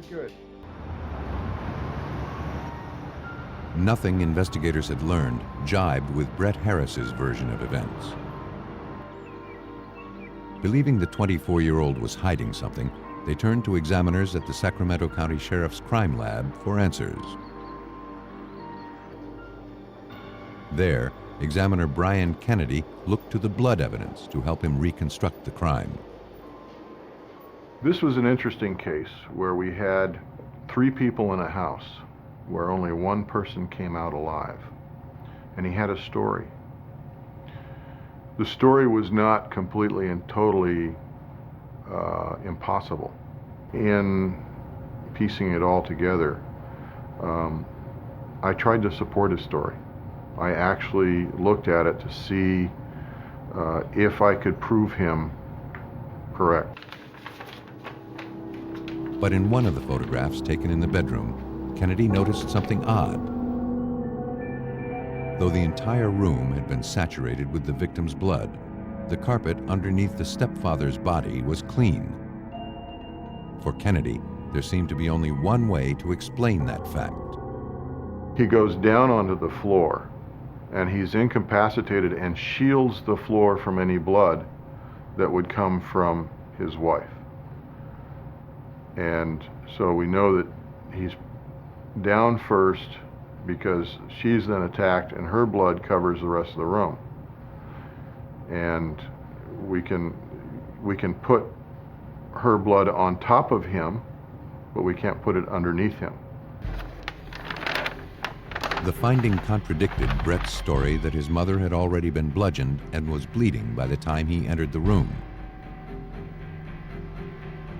With the evidence now pointing to Brett Harris as his mother's killer, Kennedy began analyzing bloodstains on his clothing for proof. But serological tests showed that all the blood on his clothes had originated from the stepfather. Kennedy now wondered if it was possible for Brett to have bludgeoned his mother while avoiding getting her blood on him. To find out, he devised a blood spatter experiment. Simulating the assailant's position, he began striking sponges soaked with blood with a wooden instrument, looking to see how the resulting blood spatter would stain his clothing. The results surprised him. The first couple blows, I actually turned my head to the side so I wouldn't get a full face of spatter. And I found out I wasn't getting anything. I just started relaxing and letting it go. I started beating it even harder, and it was all going out to the sides. Very little was coming back at me, if any. Kennedy had successfully demonstrated that Barbara's assailant could have avoided being spattered by her blood. We have a lot of information that we're going to get. And coupled with the other findings, it was clear that Brett Harris's story was a lie. So the bottom line is, the 2 deceased people who couldn't speak for themselves spoke volumes with the bloodstain patterns that were produced from them. And I was unable to support or substantiate anything that the defendant had said. After being charged with 2 counts of first-degree murder, Brett Harris underwent a psychiatric evaluation. He now admitted to both killings, but claimed it was in self-defense. After explaining that his parents were possessed by warlocks, Brett Harris entered a plea of not guilty by reason of insanity. Though Brett had been previously diagnosed with a mental condition, prosecutors believed the story he was now telling was just a desperate attempt to escape justice. He wasn't insane, and by that I mean, did he know what he was doing? Did he know that he actually was killing human beings? And did he know that it was wrong? And there was no doubt as to the answer to those questions was yes and yes. He knew it was wrong, otherwise why did he call 911 immediately after it? He knew it was a crime. But to win a murder conviction, authorities needed to find physical proof that the cold-blooded murders were not the result of an insane mind. Forensic examiners in Sacramento, California had proven that 24-year-old Brett Harris had brutally bludgeoned his mother and stepfather to death. After being charged with 2 counts of first-degree murder, the suspect told psychiatrists that warlocks possessed both Bob and Barbara Giesler, and he killed the couple in self-defense. Brett Harris entered a plea of not guilty by reason of insanity. To prove that he was lying in order to avoid the death penalty, authorities turned once again to the forensic evidence.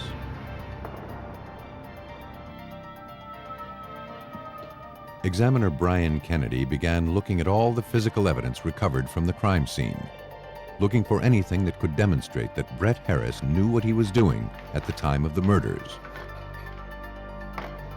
He focused on the box cutter found on Bob Giesler's chest. After reviewing the autopsy reports, Kennedy believed it was unlikely that the box cutter could have been used as a weapon against Brett, as he had previously claimed. Both of our victims had broken arms.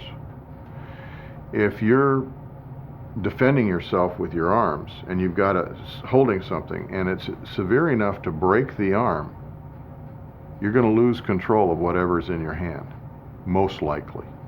I doubt seriously you can hang on to it. For somebody to have their arm broken and then place it on their chest is not likely. Believing that Brett Harris had staged the crime scene to throw investigators off his trail, Kennedy next looked for a way to explain the box cutter wounds found on his body. This looks like somebody has self-inflicted these injuries because they're in the right place. For a right-handed person to cut himself on the left arm, to cut himself on the right cheek, to cut himself from left to right across his chest. So it's all very consistent with staging his own injuries. The forensic findings provided irrefutable proof that Brett Harris had gone to great lengths to conceal his guilt. And for prosecutors, those are not the actions of an insane man. He physically changed the crime scene in anticipation that the police are coming to the crime scene. So he tries to fool law enforcement. Why do it? Why come up with any sort of explanation? He wouldn't have to. Though unsure of the motive, police believe that on October 18, 1984, Brett Harris snuck into the couple's room as they slept in their bed. Using an axe handle, he bludgeoned Bob and Barbara Giesler to death. After finishing the kill, he made his way into the kitchen, sliced himself with a box cutter he took from the utility drawer, and returned to the bedroom to plant the evidence. Confronted with the evidence, Brett Harris withdrew his insanity defense. He pled guilty to 1 count of first-degree murder and 1 count of second-degree murder. He was sentenced to 41 years to life. Killers skilled at the art of deception hope to confuse investigators by manipulating a crime scene.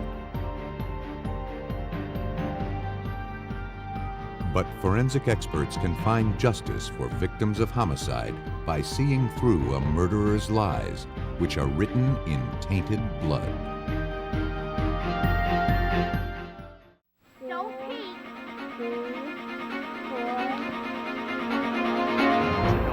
In a Baltimore, Maryland suburb, a game of hide-and-seek turns deadly for a 9-year-old girl. Witnesses ID a suspect and trap him in a web of circumstantial evidence. What's she look like? 8 years later, only DNA technology can render the final verdict. In California, a woman is viciously attacked in her sleep by a suspected serial killer. After she slips into a coma, investigators struggle to identify a suspect. When she regains consciousness, she IDs her attacker, and he is no stranger. In the past, eyewitness testimony and circumstantial evidence could spell doom for a suspect without an ironclad alibi. Today, forensics experts are clearing the falsely accused using DNA to uncover proof of innocence.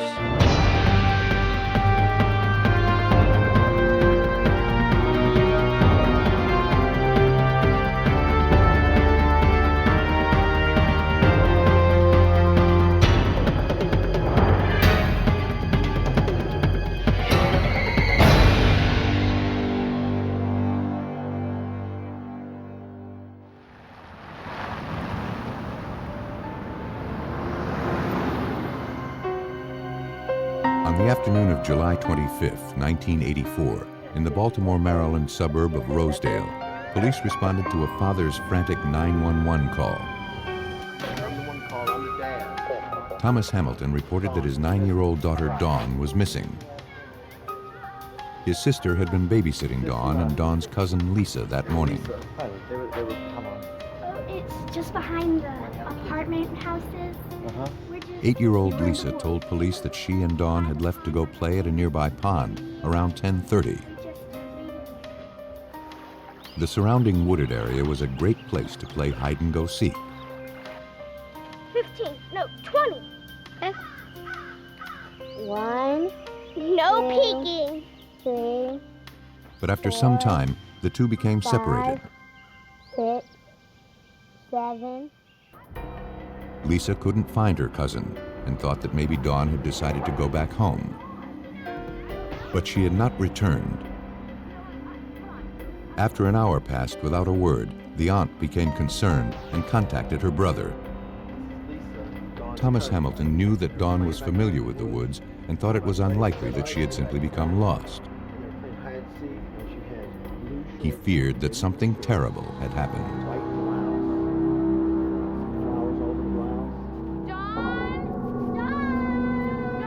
A search party made up of family, friends, and law enforcement officers began combing the wooded area behind the apartment complex.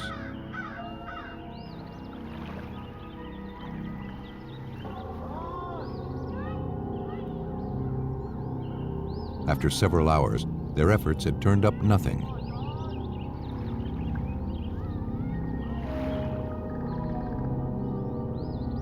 Then, around 5 o'clock, one of the searchers made an ominous discovery. A pair of child's underwear was found hanging from a tree branch. Investigators quickly began searching the immediate area. Within a few minutes, their worst fears were confirmed. Lying face down in a pile of brush, they found the lifeless body of 9-year-old Dawn Hamilton. Got a body here. Appears to be a little girl. I'm not feeling the pulse. Her skull had been crushed, On the north side of the pond, just up the hill. We need some help. and there were indications that she had been sexually assaulted. Evidence technicians were dispatched to the scene. They preserved the girl's underwear, hoping some trace of her killer remained.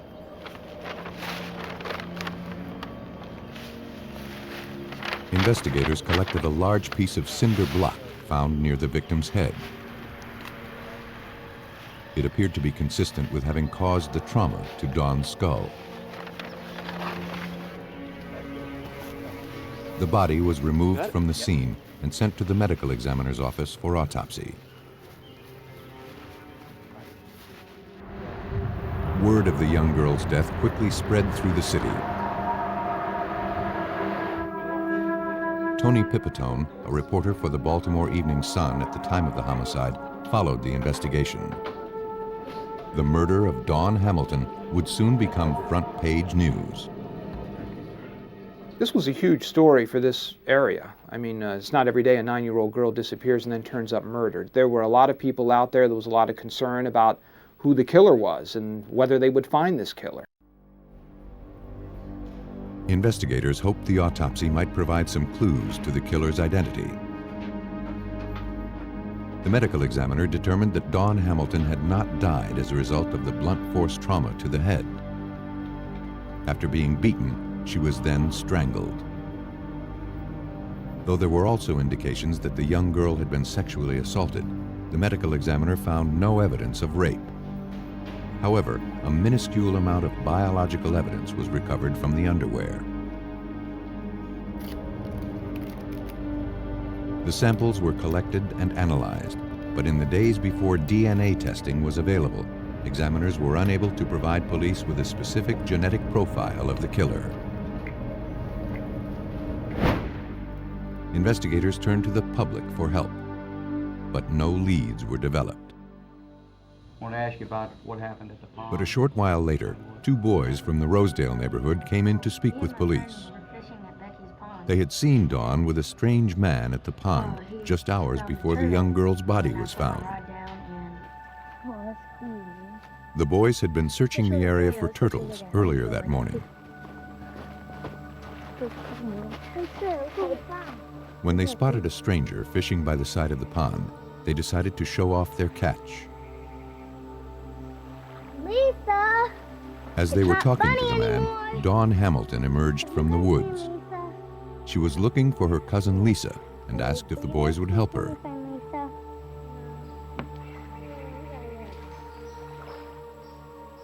They declined, but the stranger offered to help.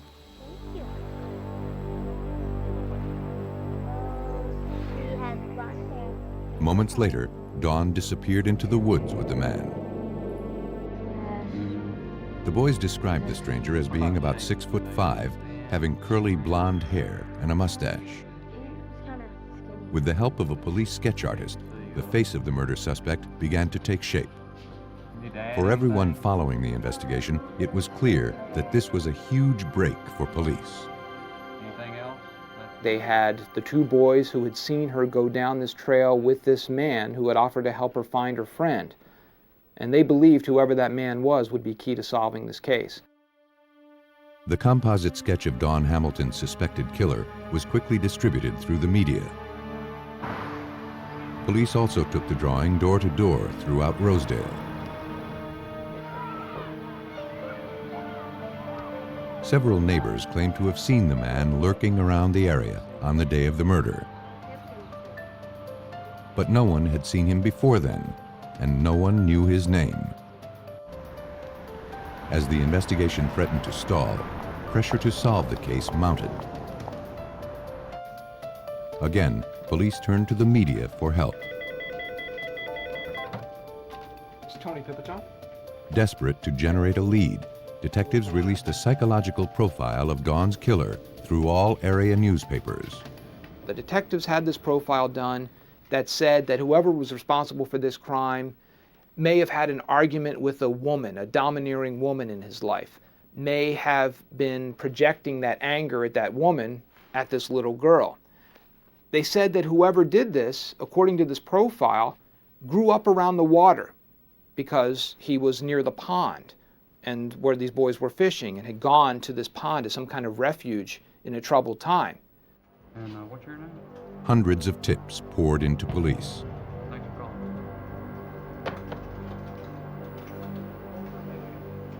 One anonymous caller said he recognized the composite and the psychological description as a man he knew named Kirk Bloodsworth. A detective who overheard the conversation was familiar with that name. Kirk Bloodsworth had been reported missing by his wife, and the report was filed shortly after Dawn Hamilton was found murdered.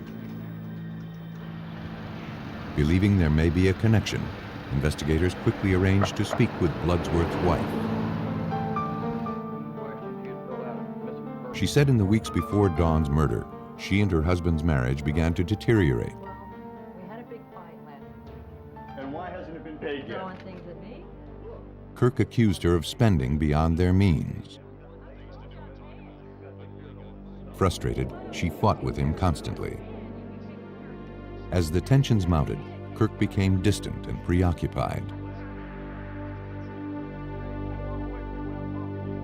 A week or so after Dawn's murder, Kirk disappeared. She hadn't heard from him since. How long had he been missing when you called the report? Investigators realized that Kirk Bloodsworth was involved in a turbulent relationship, just as the profile of the killer had indicated. Well, I think we got everything. And, like the profile also suggested, he was drawn to the water. Kirk's wife said that her husband may have returned to his hometown, located on the Chesapeake Bay. Using that profile, it all fit together. Kirk Bloodsworth grew up on the eastern shore of Maryland. He was from a fisherman family. Kirk Bloodsworth was now the prime suspect in the murder of 9-year-old Dawn Hamilton. But as long as his whereabouts remained uncertain, so did the prospects of solving this case. Authorities in the Baltimore, Maryland suburb of Rosedale believed they had finally identified a suspect in the brutal sexual assault and murder of 9-year-old Dawn Hamilton, whose body was discovered in a wooded area a few hundred yards from her home. An anonymous caller had identified a composite sketch of the suspect as resembling a man named Kirk Bloodsworth, who disappeared a week after the murder. Bloodsworth's wife speculated he had returned to his hometown of Cambridge on Maryland's eastern shore. Police canvassed the small fishing community. They located one of Bloodsworth's friends. He confirmed that the suspect had in fact recently returned to Cambridge. Bloodsworth told him that he had done something terrible and couldn't return to Baltimore. The friend didn't ask any more questions. He told police where Bloodsworth was currently staying. The suspect was contacted and brought in for questioning. Though Kirk Bloodsworth denied any involvement in the homicide, he was unable to recount exactly where he was at the time the murder occurred. Detectives next asked him what he had done that was so terrible that he couldn't return to Baltimore.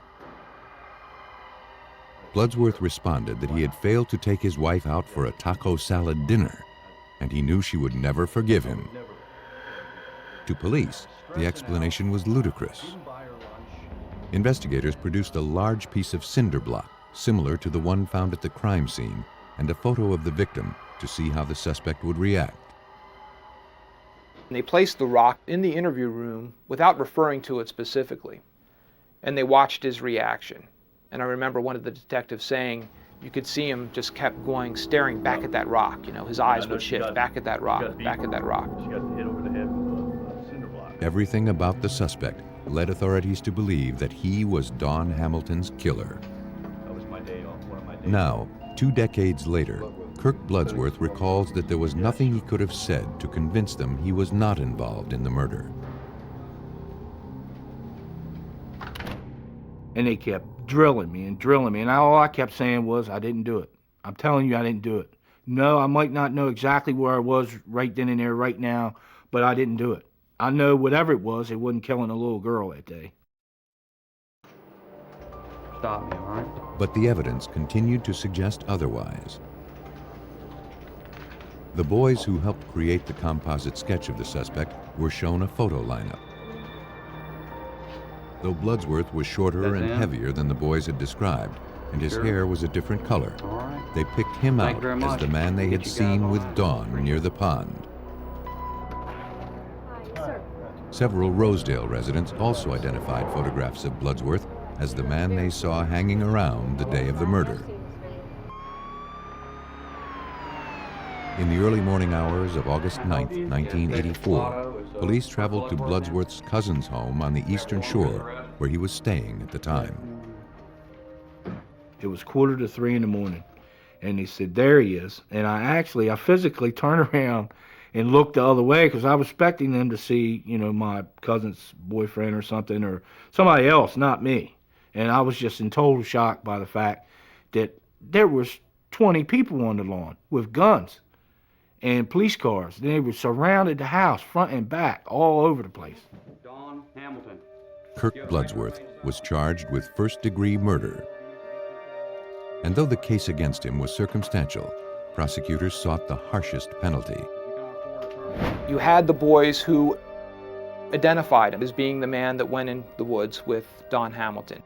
It was eyewitness identification. There was nothing forensically solid placing him at the scene or placing him as a killer of this girl.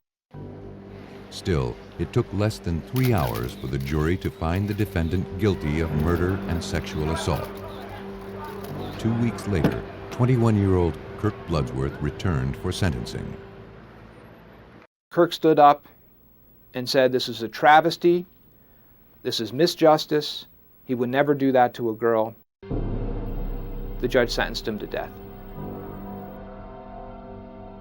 You know, one of the most horrible feelings I ever had was when they sentenced me to death and the courtroom erupted in applause for my execution. From prison, Bloodsworth committed himself to overturning his conviction. He eventually received an appeal, and at a second trial, the judge commuted his death sentence to 2 consecutive life terms. But for a man claiming he had nothing to do with the murder of Dawn Hamilton, that was hardly a consolation. Kirk Bloodsworth dedicated himself to finding irrefutable proof of his innocence, no matter how long it took. 8 years into a double life sentence for the murder of 9-year-old Dawn Hamilton, Kirk Bloodsworth was no closer to convincing Maryland authorities that he had been wrongly convicted. I talked to anyone and everyone that I could. The person in the visiting room that I didn't even know, the guard that was walking me from there, the dental technician at sick call, the priest that comes see me every week. I wrote thousands of letters over the 8-year period. I just kept trying to get somebody to listen to me. And all it did was fall on deaf ears. Then, several years later, he learned of a new forensic technology where DNA analysis was being used to convict criminals. Bloodsworth had an idea. I thought, well, if it can implicate somebody and prove that they did do it, it can also exonerate a person, set them free.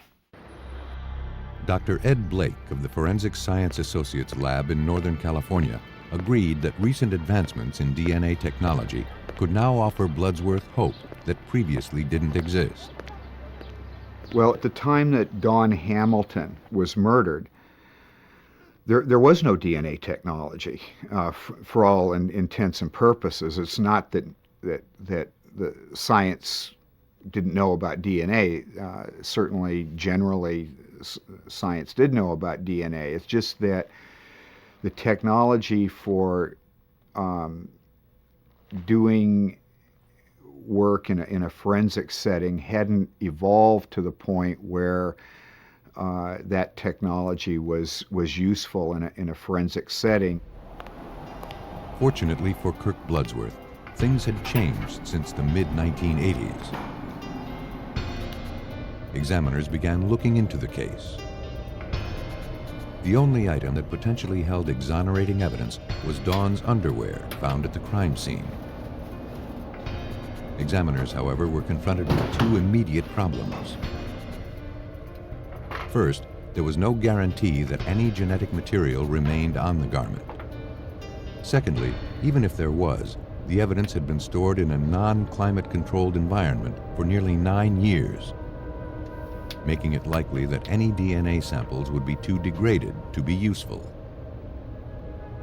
But examiners were in luck. A stain found on the fabric appeared to be a trace amount of biological evidence. Under a high-powered microscope, examiners confirmed that they had found a viable sample. One single gene strand was located.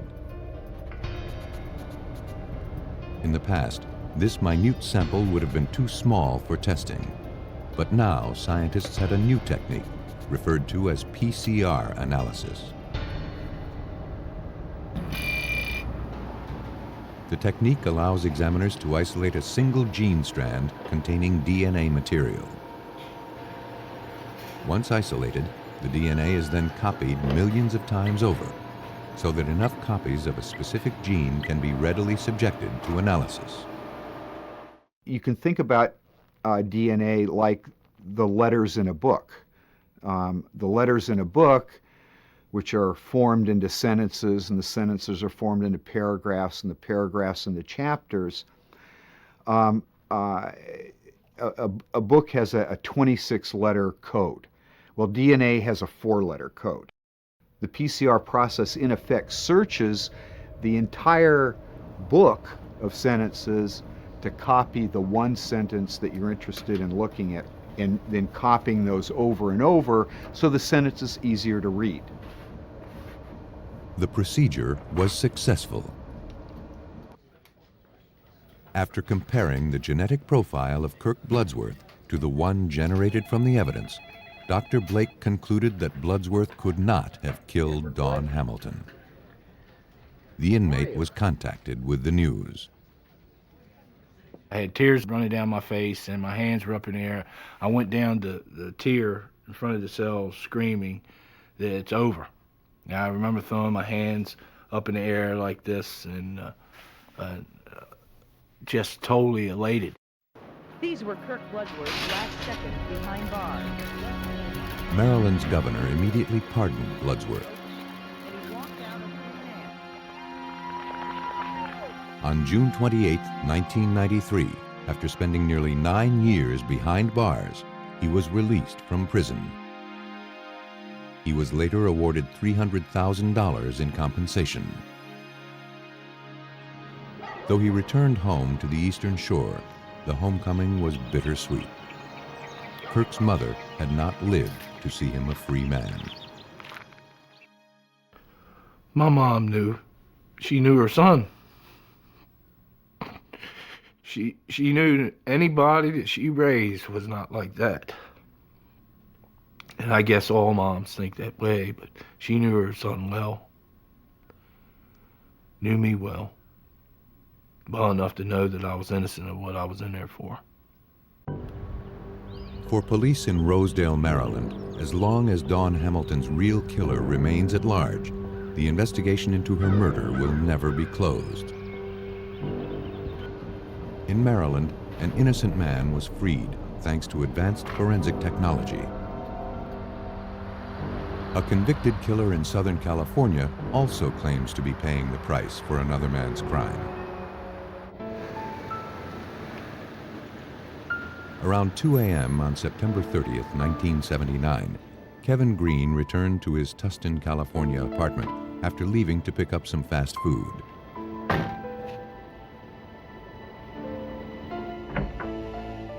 Though he was only gone for half an hour, clothes were now scattered around the residence. On the couple's bed, he found his pregnant wife, Diana, unconscious. She was bleeding badly. Green quickly called police.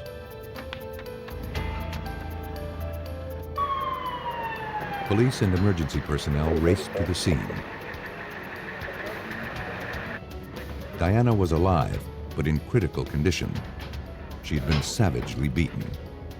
After stabilizing the victim, paramedics rushed Diana to the hospital. There, the 20-year-old expectant mother lapsed into a coma.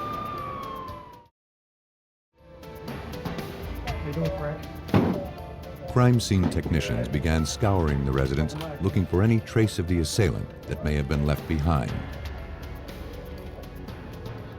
But no fingerprints or any stray hairs or fibers were found. There was no indication that anything had been stolen from the apartment. Blood and trace amounts of what appeared to be biological evidence were recovered from the bed.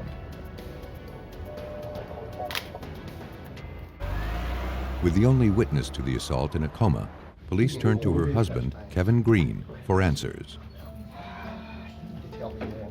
The Marine Corps corporal told investigators that he and Diana had friends over for drinks earlier that evening. It won't be long, honey. Okay. Around 1:30 a.m., shortly after the guests left, Kevin was hungry and decided to go out for some fast food. There were several parties in the neighborhood. Kevin forgot to lock the door. As he made his way to his car, he noticed an African-American male walking aimlessly down the street. He had never seen the man before. But with all of the parties going on, Green thought nothing of it. When he returned a half hour later, he saw the same man climbing into a black van.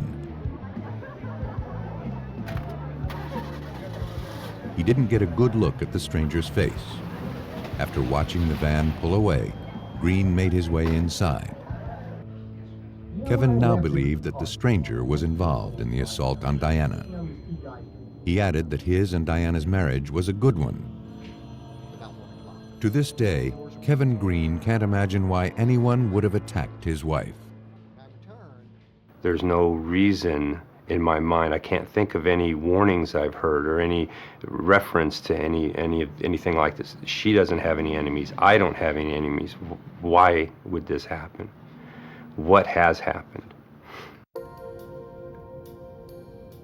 At the crime lab, technicians began trying to answer those questions.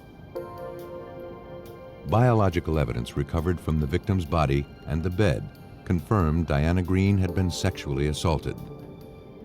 But in the days before DNA profiling, there was little investigators could do to tie this sample to a specific individual, even if a suspect emerged. And that wasn't the only obstacle facing investigators. Though the victim was still alive, Costa Mesa homicide detective Barbara Geisler knew she would have to make her case without the eyewitness testimony of Diana Green. Her injuries to her head was described to me by the doctors at the hospital as if she had fallen off a two-story building head first. And it was really a miracle that she survived. And so she suffered from lapse of memory. It's not looking good.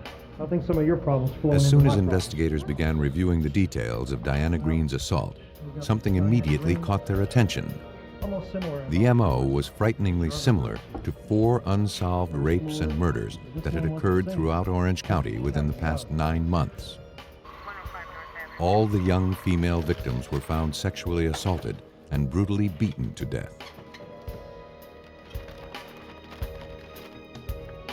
And in each homicide, the killer apparently entered the victims' residences through unlocked doors. No. Nothing was taken from any of the apartments, suggesting the perpetrator had not been motivated by robbery.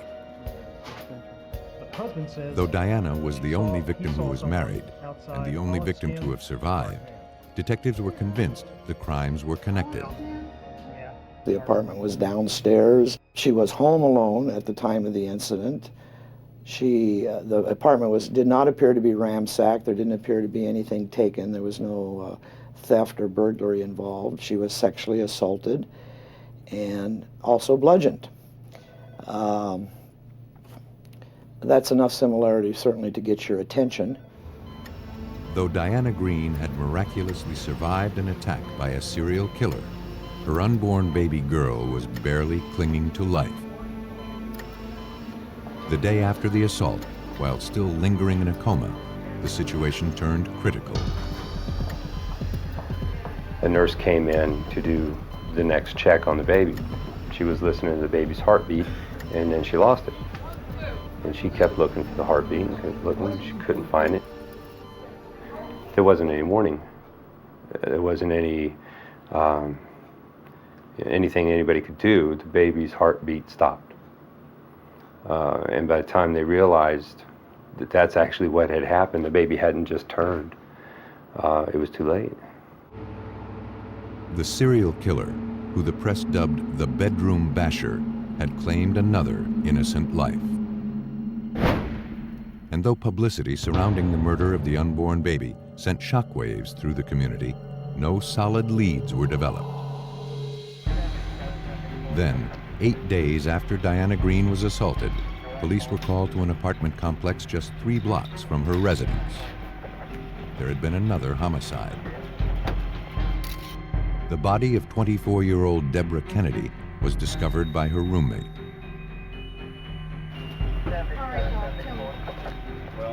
The coroner at the scene concluded that the young woman had been sexually assaulted and bludgeoned to death in her first-floor apartment. police were able to collect biological evidence of rape, but no other clues to the killer's identity were found. Tustin Police Lieutenant Bill Fisher was assigned the case. It was clear to him that Deborah Kennedy and Diana Green had both been victimized by the same predator. So we found that they were both in their early 20s. They lived about a mile and a half apart from one another. The attacks themselves were both very similar, blows to the forehead with some kind of a blunt object, and they had both been sexually assaulted. There had now been 6 similar attacks in less than a year. 5 women and an unborn baby were dead. Detectives had no leads. It's difficult to say. And though Diana had emerged from her coma, the injuries to her brain were taking longer to heal than expected. Without her testimony, identifying the bedroom basher would be difficult. A month later, after being released from the hospital, Diana was finally getting her memory back. And she was anxious to meet with police. Though she had not regained her speech, she was able to communicate the identity of her attacker. You know what he hit you with? The person responsible for the death of her baby was not a stranger. It was her husband, Kevin Green. Remember what he hit you with? Police in Costa Mesa and Tustin, California, struggled to identify a suspect in a string of brutal sexual assaults that had claimed the lives of 5 women and 1 unborn child. 20-year-old Diana Green, who lost her baby as a result of a brutal beating by the suspected serial killer, finally regained her memory of the attack and then filed an official statement with police. Detective Barbara Geisler reviewed Diana's testimony. Diana claimed that her husband, Marine Corps Corporal Kevin Green, was her assailant. According to Diana, on the night she was assaulted, she and Kevin had a heated argument. Kevin wanted to have sex, but Diana, then 9 months pregnant, refused his advances. As a result, Kevin attacked her, smashing her in the forehead with his keychain before raping her. Suddenly, investigators had to consider that Kevin Green was also responsible for the other 5 unsolved homicides throughout Orange County. But after retracing his movements over the previous year, it was clear that he could not be the bedroom basher. However, he could have staged the attack on his wife to make it look like the crime of the serial killer. In fact, the phrase that was coined at that time, and I think is used today, is that possibly the husband had committed the crime, quote unquote, as a look-alike, keeping in mind all of the homicides that were occurring had been publicized greatly throughout the counties. To confirm their suspicions, police began interviewing the couple's friends and associates. Though Kevin had told police his marriage to Diana was solid, one of the couple's neighbors said that the two would often have heated arguments that could be heard throughout the complex. Investigators next interviewed the couple that had spent time with Kevin and Diana just hours before the assault. They described a tense relationship. They recalled that just after Diana learned she was pregnant, Kevin became abusive toward her during dinner one night. He was convinced she would use the pregnancy to avoid being intimate with him.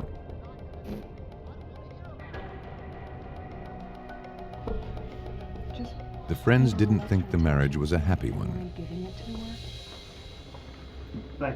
Convinced they were on the right track, investigators brought Kevin Green in for questioning. Looking to corroborate Diana's story, investigators collected his keychain that he allegedly used to beat her with. Later analysis revealed no traces of blood. But Kevin Green couldn't explain how or why his wife had memories of him attacking her. He insisted he had nothing to do with her assault. He He maintained that at the time of the attack, he was across town getting fast food.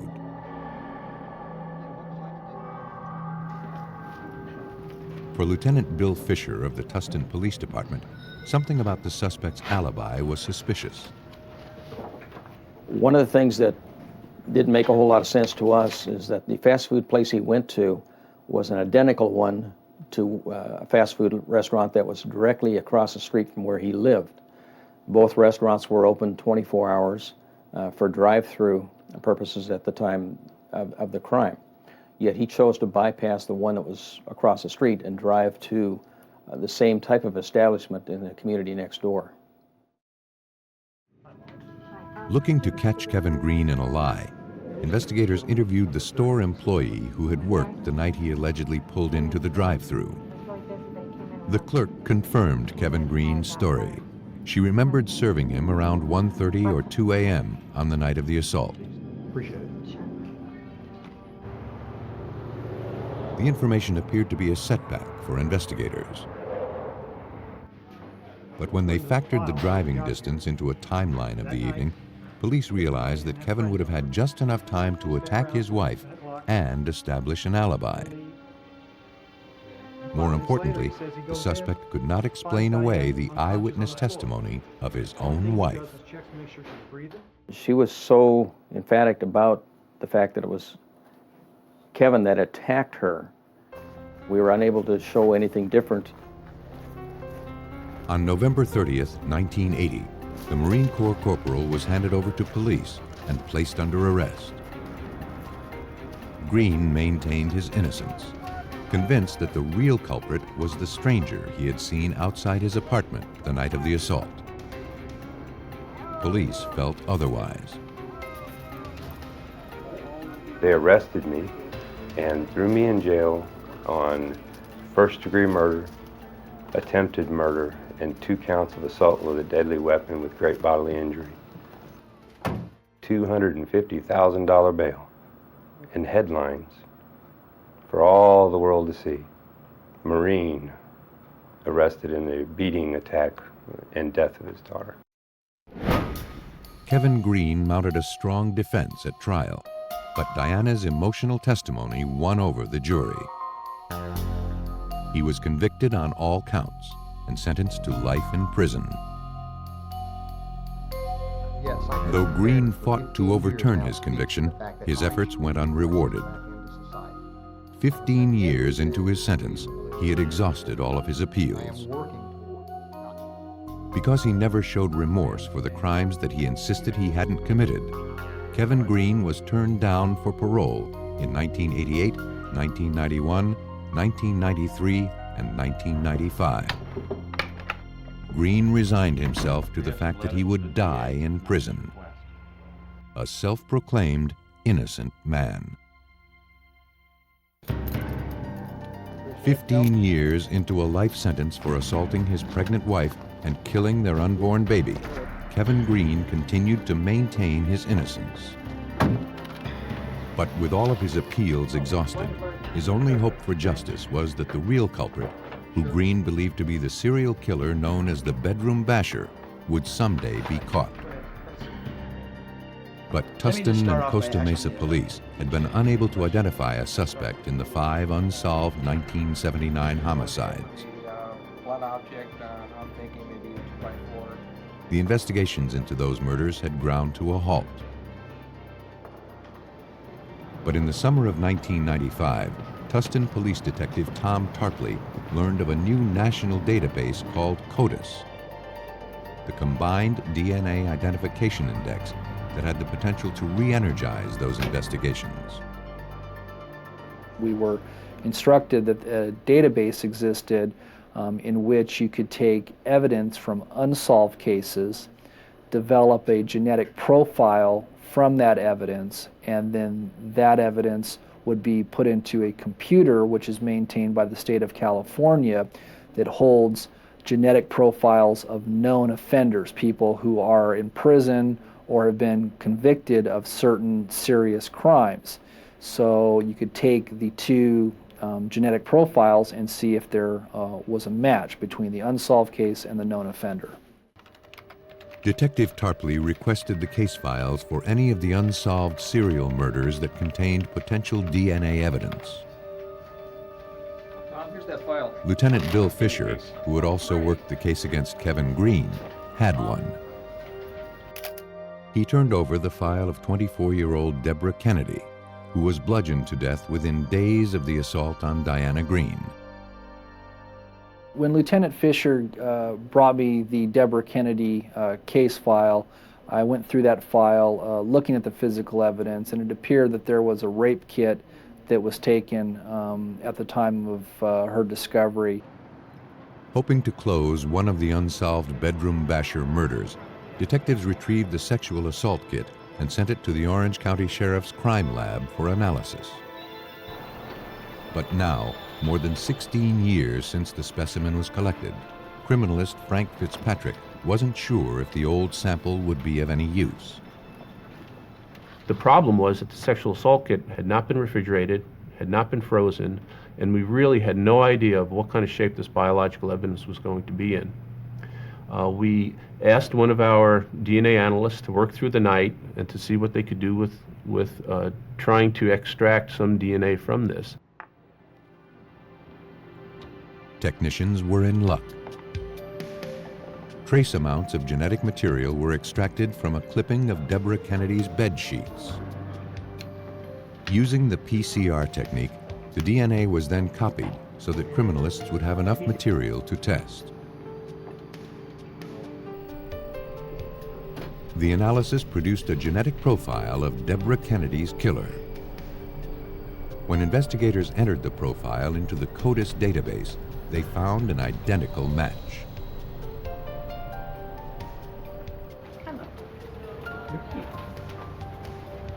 The biological evidence had originated from a man who was currently serving time for rape in a Central California prison. Investigators went to the jail to question 40-year-old Gerald Parker, now linked to one of the bedroom basher murders. Though he was indirect and evasive, Parker implied that he was responsible for the Kennedy murder. He did not, for example, come out and say, "I did this." He just would not say that I didn't do this, which sometimes is just as good as an admission. So it was kind of a game of cat and mouse at that point. Investigators persisted, and finally Parker admitted to killing Deborah Kennedy. And there was another attack he wanted to talk about. Gerald Parker, a former Marine, claimed that he was the man who had assaulted Diana Green back in 1979. Her husband, Kevin Green, was innocent. Parker said that on September 30th, 1979, he slipped into the Greens' apartment after seeing Kevin get into his car and leave. Using a 2x4, he attacked Diana as she slept in her bed. He then sexually assaulted her and made his way out of the apartment. He completed his brutal attack in less than half an hour and left the apartment just as Kevin returned home. Though police were unable to explain Diana's memory of the assault, they were now confronted with the possibility that Kevin Green may have been innocent after all. My feeling was, we've got a big problem here. You know, we've got a guy that is in prison, locked up for a number of years for murder that he didn't commit, but it became our job to show that Parker was in fact the real killer, and that's where the human element came in. We had to get that information from him that could ultimately set Kevin Green free if in fact he wasn't the offender.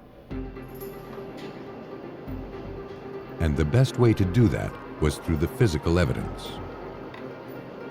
The biological samples recovered from the Diana Green case and samples from all of the unsolved bedroom basher murders were sent out for a DNA analysis. At the Orange County Sheriff's Crime Lab, examiners generated a genetic profile of all of the samples. They all shared the same genetic code. And they had all originated from Gerald Parker. the findings were passed on to investigators. So now we had conclusive physical evidence as well as testimonial evidence that Gerald Parker was there and that he raped Diana Green. That then created a reasonable doubt in all of our minds in law enforcement that we could not stand by the conviction of Kevin Green anymore, and the process then began to free him. On June 20th, 1996, after being locked up for nearly 17 years, Kevin Green was released from prison. After being driven to the airport by detectives, he made his first phone call as a free man. I called my dad and I asked him, I said, guess where I'm at? And he'd always thought I would try to escape, so he says, well, I know where you're supposed to be. Told him I'm in the Salinas airport and they're taking me down to Orange County to let me go. I'm coming home. And it was just stunned silence there for a minute, and he says, do you have handcuffs on? I said, nope. And so he believed at that moment that something, a convicted murderer is not leaving a prison without handcuffs unless he ain't coming back. In 1998, Gerald Parker was tried and convicted of the assault on Diana Green and the murder of her unborn child. He was also found guilty of slaying the other 5 bedroom basher victims. Gerald Parker was sentenced to death. My opinion of the DNA database is that it's probably the single greatest thing to ever happen to law enforcement and into the criminal justice system. Not only can you convict people of crimes that would have gotten away with serious crimes such as rape and murder, but you can also, as we see in the Kevin Green case, free people that were erroneously convicted. Kevin Green returned to his hometown in the Midwest. And though he has remarried and gotten on with his life, this experience will always be with him. An experience like this, like any other experience in life, is going to change you. Time went by. I changed in a lot of ways. I grew up. I became more mature. I got a good education, which is very important. I learned how to read a lot better. I mean, I graduated high school by the skin of my teeth. I graduated college in prison with an A average. So it wasn't my lack of intelligence, it was my lack of focus. I understand, I think, a lot more about life. I'm willing to accept a lot of things easier than people around me do, because I feel like God has a plan and a reason for things to happen in certain ways. The experiences of people like Kirk Bloodsworth and Kevin Green have not gone unnoticed. On February 11, 2000, Vermont Senator Patrick Leahy, chairman of the Senate Judiciary Committee, introduced the Innocence Protection Act, a bill designed to ensure that no more innocent people are convicted of crimes they didn't commit. If you're going to say you're going to put somebody behind bars for all their life, or you're going to execute them, that's a pretty major step for society to take. And you better be sure you're convicting somebody who is guilty. Right now we have a system where you can't say that. Right now you have a system where a lot of innocent people get convicted. It doesn't have to be that way. It's relatively easy to make sure that doesn't happen. It's time we make sure it doesn't happen. Homicide investigators must often rely on circumstantial evidence to win a conviction. But sometimes things aren't what they appear to be. With advanced forensic technology, science can render the final verdict and find justice for the falsely accused by uncovering proof of innocence.